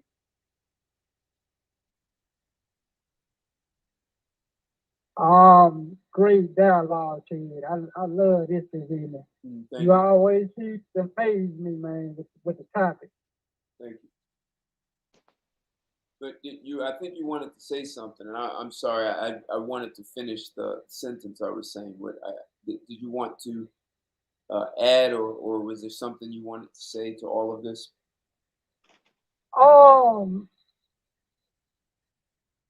Pretty much said what you were saying. Men got to stop being scared, man. It's time. We got to do more than just start sticking our mind out here. We need to get this thing in order. Time is critical now. Yep. And so, myth twist. So what Kendrick just said, get things in order. So in my book, talking about the radio station, I'm asserting that what stops men from really taking the stand and getting things in order is that between the media, the parents, the teachers, and having, you have a girlfriend, fiance, wife, and your woman has people whispering in her ear, oh, you're letting him control you, and you don't have self-determination, all of these things. You almost have to be a benevolent dictator as a man, right? So it's a very interesting position men are being put in right now. So there's this loving and caring uh, that you have for your woman, what's in her best interest, right? And there's a commitment on your part that if this woman is in my life, she's going to be a better woman. She's going to be better with me than she is without me. She's going to be a better human being for being with me. And then there's got to be these boundaries, and there's got to be these conversations about, look, you're going to have friends who advise you, and some of them may have good intentions, some of them may be getting bad advice from the rest of the world, and then they're going to give that to you, and they may end up messing up our relationship. So you're going to have to manage that. This relationship has to be between you and I. If we start inviting my parents in, and your parents and your sisters and your friends, that means I'm in a relationship with all these people, and I don't even know I'm in a relationship with all of them, because they're all contributing to my relationship, and I don't know what they're contributing. Like there's that kind of empathetic conversation, but then there's this firmness of certain things are just absolutely unacceptable, and that, and I'm gonna like sort of role play, and then that has to be clearly articulated in your voice, the way you speak as a man. Like, so men are afraid to like speak like, hey, this is where I stand, these are things that are just out of bounds for me, and you are going to have to make a determination as to how you want to move. Now, some women may say, you're being rough on me, and I understand that. But you know what? They will respect you way more than the guy who's like not sure what he should be doing. And he's saying, well, 50-50. Like, men are afraid to assert themselves as men. Yeah. We tell women to assert themselves as men, and we tell men to stop asserting themselves as men. Like this is my thing. Go ahead, Kendrick. This my thing about what you're saying. I'm more of the keep order, more iron fist type than the so-called asshole that these women getting sexually wet towards it. Cause I come up with structure, I came up with old school order and discipline to it. And a man got to know when to cut that foolishness off. You know what I'm saying? Every man got to have this cutoff, man. And she needs to understand these are boundaries and there are consequences. Like part of the problem with women is that they don't grow up with the same relationship to consequences as boys do. Like, it's easy to punish your son for violating some boundary, and there's more understanding with your daughter. So the punishment is not severe. And I don't know what it's like in the UK, but even here for adult women don't serve the same sentences for the same crimes they do as men. So that, like, the equality thing is out the window. So women expect you to be lenient. So it's as a guy, you've got to have this firmness and almost a benevolent dictator, while it's at the same time being caring. And if you can deliver that to women across the board, then here's what I think the probably one of the biggest problems is that men stopped doing that. And so if you have a child and you don't discipline and guide your child, a lot of times the child is going to act up and start exhibiting bad behavior because they want you to correct. They want attention. If you just ignore your child and no guidance, no discipline, nothing, they will start doing things to get attention. So men have stopped being masculine and more and authoritative and still being caring. So now men believe caring is letting a woman do whatever she wants. And if you raise your child that way, they are going to act up with the hope that you correct them. And so I'm asserting that that is what's happening with women. Men stopped creating boundaries, and women resent men for that, for not being men, and they are acting up, hoping that men will step up and say this is inappropriate, unacceptable, and it's never going to fly with me. Either you get in line or you go somewhere else. And if all men could do that, women would be like, well, finally, you guys stepped up. Thank you. Yep, that's I completely agree. I used to say when I first heard of, or I used to say, because guys will talk about these things called shit testing that women would do. And when I heard that, I was like, yeah, you know what? That's what feminism is. It's like a giant societal wide shit test. Exactly. Yep. And men are failing. Yep. And so in one way, in Kendrick, before you jump to conclusions on this, one way women find men like that is they go to the bad boy because they know he's going to set up some strong boundaries. Yep. So in other words, you tell me I still got some bad boy type of qualities. I'm not saying that. I come off, you know what I mean? I come off like I ain't no nonsense type. With that, so yeah, go ahead.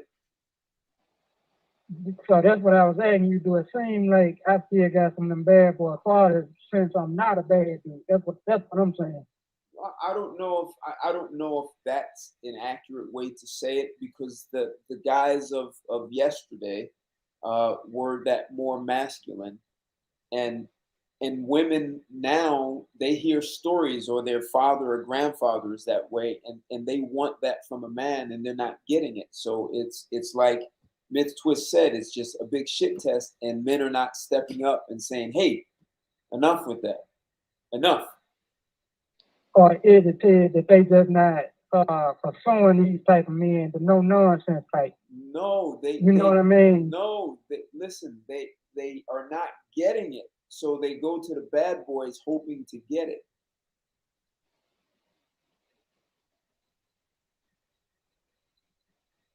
I think the thing is as well though is I think the thing is as well though about that, because I remember I brought this up to you once, Ted, like probably a couple months ago, is the whole concept of like the affectionate asshole. That's how I view it. But like benevolent dictator is like another way, like how you said it. And it's like I think that but the thing I've found with myself is I naturally grew into being like that. Like when I heard talk about like guys being assholes and stuff. I remember when I was in school, and that wasn't that long ago because I'm in my early 20s, but I remember I'd see the guys who were proper, you could say, bad boys. And I would not, this is so typical now because I've heard so many other guys say it now. But at the time, I thought it was just me thinking like this, but I couldn't understand why girls were so into that stuff, right? And I couldn't stand guys like that. I didn't understand the appeal of it. I didn't get it. And what I've found when I look back at my own relationships with girls, right, what's kind of interesting, because this is one of the advantages of growing up with social media, is I can go back and see messages from when I was 11 that I used to send to girls on Facebook. So so I would read some of these messages and I would see that I was being like an asshole, and I was surprised. I was like, was I really like that? And I'm thinking that's weird. I didn't think I was like that back then, but I was. And one thing I can say is, whilst I wasn't a bad boy, I never had issues getting a girlfriend. And I guess, with what I understand now, probably part of the reason was because I kind of was an asshole. I just wasn't an asshole like how they were. Like they were a lot more, I'd say, like hyper masculine with it, and I'm not like that. Now, as I've gotten older, it's become a bit more aggressive, but like, but like it's become harsher. And as I've learned certain things now, because at the time when I was that young, I didn't have knowledge of like, I was still kind of feminist minded. But as I've become less of that, and I'm like almost just now I'm just on some guys should be dominating. Like that's just how I view it now. Like, and I view that in terms of relationships in the world, like, you know, financially, emotionally, that's just how I view it all. That's why I don't have the 50-50 mentality at all. I don't want to do that. I don't have any ambitions to do that. I'm not interested in it.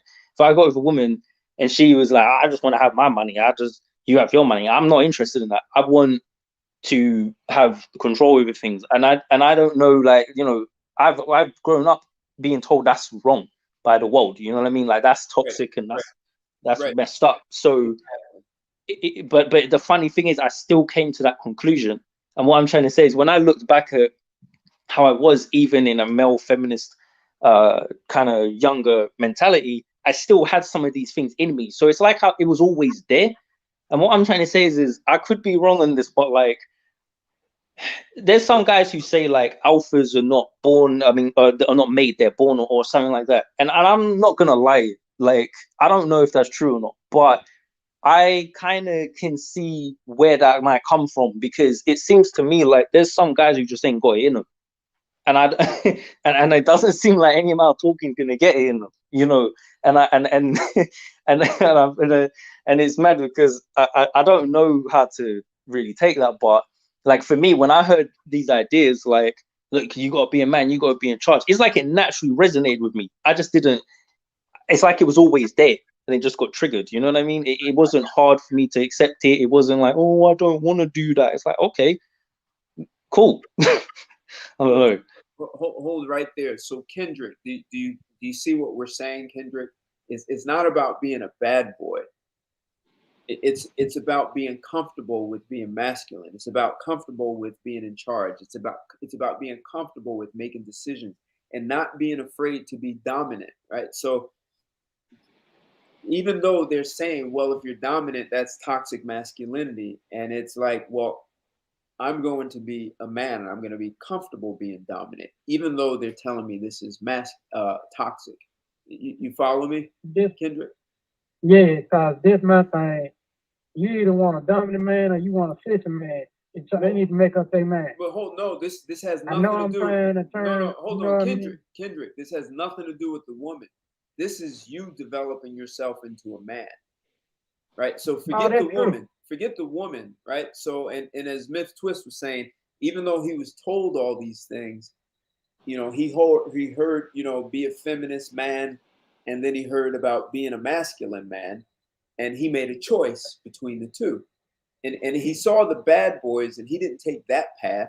But you know, and you know, a kind of a crude way to say it is being an affectionate asshole, right? So you're affectionate, you care for her, you take care, but you're an asshole, and she knows that if she steps outside of these boundaries, the asshole is going to show up.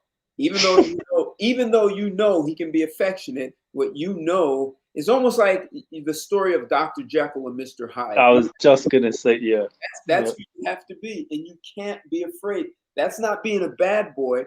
Look, I'll care for you. I'll take care of you. I'll make sure you'll be a better woman. We'll talk. We'll communicate. But here are your boundaries. And you know what? It's like I forget the actor's name. He talks about the lion. He said the lion is not bigger than the elephant. He's not the biggest animal in the jungle, except he's the king. And why is that? And he said, you know, one day the hyena is nipping at his tail and his paw, and he's just laying there.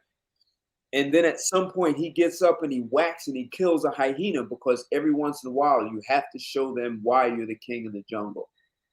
And so every once in a while you have to be an asshole, even though you're being affectionate and you're caring. And she may say that's unfair, you're being too hard, and you cannot give in to that. Doesn't mean it has nothing to do with it has nothing to do with hitting her, and you don't have to yell, but there's a firmness. Like as a man, there's a firmness. There's a way you can speak as a man, and it's clear. Your children will understand it, and so will your woman. Go ahead, Kendrick. But this the thing. As boys, our parents gonna be hard on the boys of the family kids than they is on the daughters of the family. I understand. So when you grow up having to be accountable for anything from 12 years old on up kids, you got in your mind no nonsense. And that's how a lot of folks need to start looking at it. But Kendrick, you have to understand that your experience has nothing to do with the rest of the world. And so Myth Twist made a choice, right? So they gave him both. As boys, yes, we're told to be accountable, but they're also telling you that having boundaries with women is toxic. You're being told both things. And so a lot of men choose to be afraid of being masculine because they don't want to be seen as toxic. And they think being more, they believe being a more feminine man is going to give them greater access to women. And the women really just take advantage of them and they can't understand why. And that's so asinine. I don't understand it. And they need to really change their logic, because you can't have it both ways. You can't have no feminine man and no masculine dominant man at the same time, kid. Well, so, that's just not gonna work. Look, see, I kind of don't care about them, even though I understand they exist in the ecosystem. They're irrelevant. As long as the men who choose masculinity handle women as masculine men, that is a way to guide and train women. Even if she doesn't make it with you, you cannot be afraid to set boundaries with all women. You cannot be afraid. And who cares what the guys who want to be feminine? It doesn't matter. If the masculine men start stepping up and setting boundaries, that's what I'm like. I only use that as an example, but I don't care about them. You follow me, Kendrick? Oh yeah, I mean, you're on the same page. Yeah, they Cause I'm ready to kick tails and take names next. Cause I'm with you. We need to be a hell of a more masculine mentality than we ever been at. Cause it's I don't even know how to explain it to you, the crazy agenda that I'm seeing out here. I live in the same country. I don't know what this is. I live in the same country you live in, and I'm talking about with all this emasculation of men. They talking about masculinity is toxic, but I'm like, yeah, you say be more masculine, but look at what they, you know what I'm saying? Look at what they going for. I'm in my wit's end, kid. No, there's no reason to. Women are still looking for masculine men. They may not know how to do it. So, and I'm going to get ready to close this out. With some women, I tell them, do you know what I mean if I tell a woman she's a lumberjack? I'm asking both you guys. Do you know what I'm saying if I say to a woman, you are a lumberjack? Nope. How about you, Kendrick? No clue. Okay. So here's what I do it in a kind of a joking way with a woman, almost like a one-man play. So I say to a woman, you are a lumberjack. And when you meet a man, you pull out your axe like a lumberjack does. And some men, as soon as they see the axe in your hand, they take off running. And you as a woman say, yeah, I knew that guy had no spine, no balls. He was a wimpy dude. I knew it. And then there's the guy who comes along, you pull out the axe and he doesn't run. So you whack him. You whack him with your axe the same way you whack a tree to chop it down. And you hit that man one time with the axe and he falls. And then the woman says, I knew he wasn't strong. I knew he's a wimpy dude. I knew it. Look at him. One hit and he falls. And then there's the guy who you whack him a couple of times and bang, and he falls. And the woman is like, yeah, I knew it. I knew it. And then she meets that guy and she whacks him. She pulls it out and she sharpens it in front of him and she whacks him with it. And he doesn't flinch. And she hits him again and again and again and again. And he doesn't move. And she whacks him again. And then she says, oh my God, you didn't fall. You're like that tree that can't be taken down. Finally, I met a man I can lean on and he won't fall. That is what she's looking for. It's a convoluted way of finding the man you want, which means that I hate, it's almost some level of abuse. But when I tell women this story, I say, yeah, I see your axe. And when I see that metal axe, I take it, I eat it because I say I needed some iron in my diet. So now you don't have an axe. What are you going to do now? What are you going to go get a chainsaw? I'll eat that too. So what do you want to do? You want to be a lumberjack with me? Come on, let's play. Get that axe. Go get a new one. Get a big. You're gonna get an axe so big you can't even lift it. I mean, I'll make fun of them, but they actually, no one has ever denied it. Maybe one woman did. Yeah, one woman denied it, and she really didn't fit it. But there's a certain way of being that a woman has that you can see. It's not like it's this one-time shit test. It's she just wants to see if you're strong enough for me to lean on you and you won't fall over like the guy who ran when I whacked him once. And once she knows that, she usually is not really going to whack you anymore. And the dominant, the best way she stops whacking you is if you confront it and address it, and check her, and she'll stop. She'll stop it. You guys follow me on that, right? Yeah. Oh yeah, but So in my persuasion in particular. Oh yeah, I follow. So I call those women lumberjacks. It's not all women, but you know they may be strong, staunch feminists, but technically they don't want to be feminists. That's why they want to lean on you. It's funny because because we're talking about the bad boy thing. I think the bad boy thing at this point, right? Really, what it is the rebellious traits. It's like, you know, the guy who goes against this. That's always been somewhat attractive to women. You know, the guy who just kind of forges his own path. And you know, it's funny because now I think in this day and age, even though I may not be a bad boy and you, Ted, may not consider yourself a bad boy, the funny thing is, because we're going against the popular narrative of what's toxic masculinity, it kind of makes you the bad boy now. You're basically the rebel. Do you know what I mean? So actually, in a weird way, we are bad boys. Like, we actually kind of are, because that's what the bad boy is. It's the guy who goes against the system. He's like, I'm not going to do what society's telling me to do. So firstly, there's the appeal of masculinity anyway, but there is a bit of that bad boy edge that you kind of have to have in this day and age if you're going to say fuck the system. You kind of have to have it a little bit. Well said. And listen, and never forget one important thing women want from a bad boy. What do you think that one important thing is? I'm not sure. I'm thinking of a number of things. Well, go ahead. What do you think? I'm thinking of confidence. I'm thinking of, you know, boundaries. Yeah, safety. I'm also. Are you thinking more on the lines of sex? Absolutely. That's it. She's gonna get nailed. That's what she wants. That dominated about all. She wants that exactly, Kendrick. That bad boy who's gonna dominate her in bed. He's gonna lay it down. She's gonna lay pipe, and she's gonna be able to relax. That, and if men cannot ignore that. I was gonna say like, that's the problem. Let's say that again, Kendrick. That's half of her problem. She done been with too many. No. But even different experiences up there.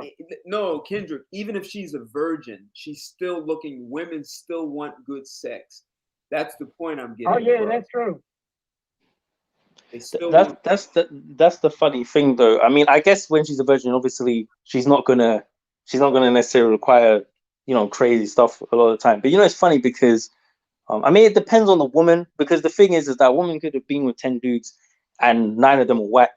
Now, a woman could have been with 2 dudes and both of them were really good. So it's like, it's not even really based on the numbers by itself, because it's more based on the experiences. Because, like, you know, like, I don't know, my ex, she was a virgin. So when I was with her, I was the first guy she was with. And at the time, I was a virgin. So I was nowhere near as good as I was with her as the years went on.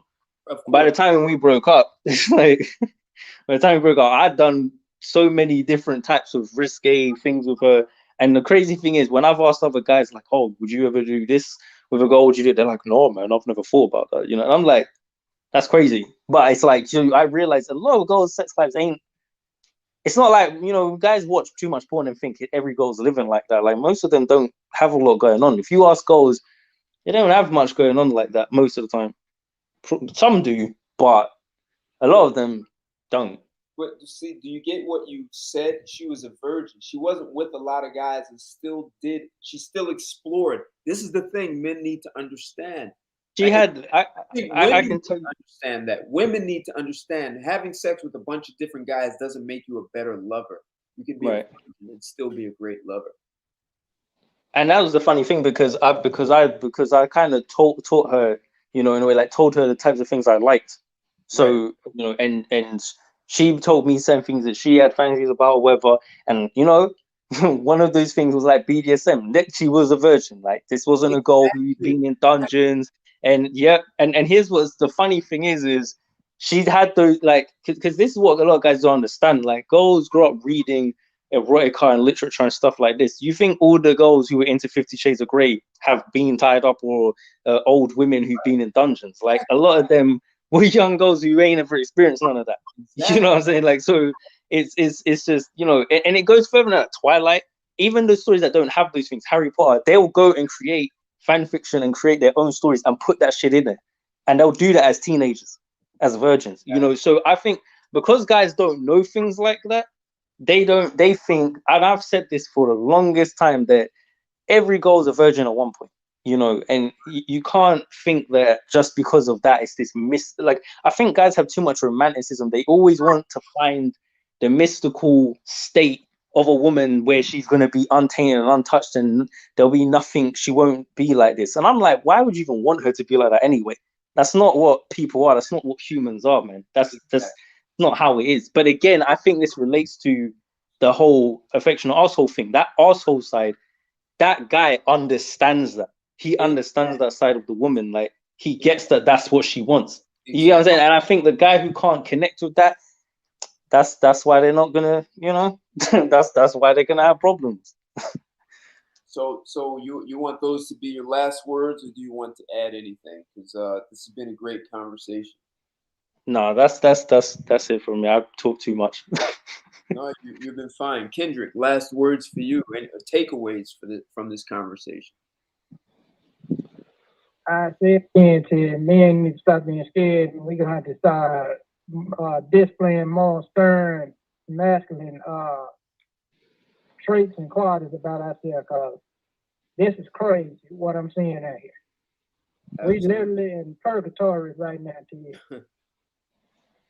Yeah, it is crazy. So thank you for that, both you guys. And so listen. If you go onto Clubhouse, there are more women who would like to abandon feminism, right? So maybe that would have been a better title. Or are there more women who would like to abandon?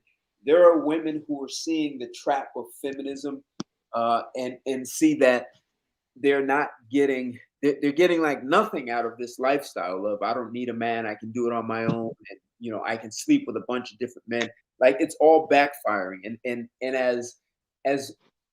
I think about maybe 15 years ago, a lot of women started exiting feminism, and so what seems to have happened is feminism turned up the heat with Me Too and a bunch of other things, and what that did is became too radical for some women, and some women are like looking for an exit to exit out. The problem is what you're saying, Myth Twist, is that there are too many guys who have become feminist in the process, and that's unappealing to a lot of women. So while there are women who would like to abandon feminism, they're finding too many feminist men, and that's unappealing. Women are really looking for masculinity, and so as I've said and Myth Twist has said, feminism only exists because men allowed it, and so men are going to have to either retrain themselves or rethink relationships and understand what women want, and as you put it, Myth Twist, the affectionate asshole, and not be afraid to be that. Don't be afraid to have boundaries. Understand women are sexual beings, and understand that the way their brains work, they may be more erratic or emotional about things, and they are looking for you to serve as a rock and be emotionally stable and provide guidance. And you cannot feel like you are demeaning them for doing it. They will appreciate you immensely for that. And lastly, too, we need to find out who these dudes is pushing feminism. We need to beat their tail. Cause they messing it up with dudes out here that really is masculine. But you can't have two masculine people in no relationship to you. You can't have no masculine woman and no masculine man in no relationship. That just don't work. Well, yeah, It has never worked. some men like the strap on. So so someone Imperator said allowing women to choose their partners has not worked out well. And maybe we do have to go to some level of arranged marriages or having fathers involved. So look, guys, we've been doing this for we're almost at 4 hours. Didn't think it would go this well. This was great, great conversation by everyone. Love the comments in the super chat. Appreciate your support, guys. Thanks for the financial contributions. Really appreciate you guys, man. So I can only say thank you a bunch of times for your support and your constant engagement with me. So have a great evening, guys. Enjoy your week, and I'll see you next week. Take care. Good night and good morning for some of you. Bye. All right, peace. Thank you, Imperator.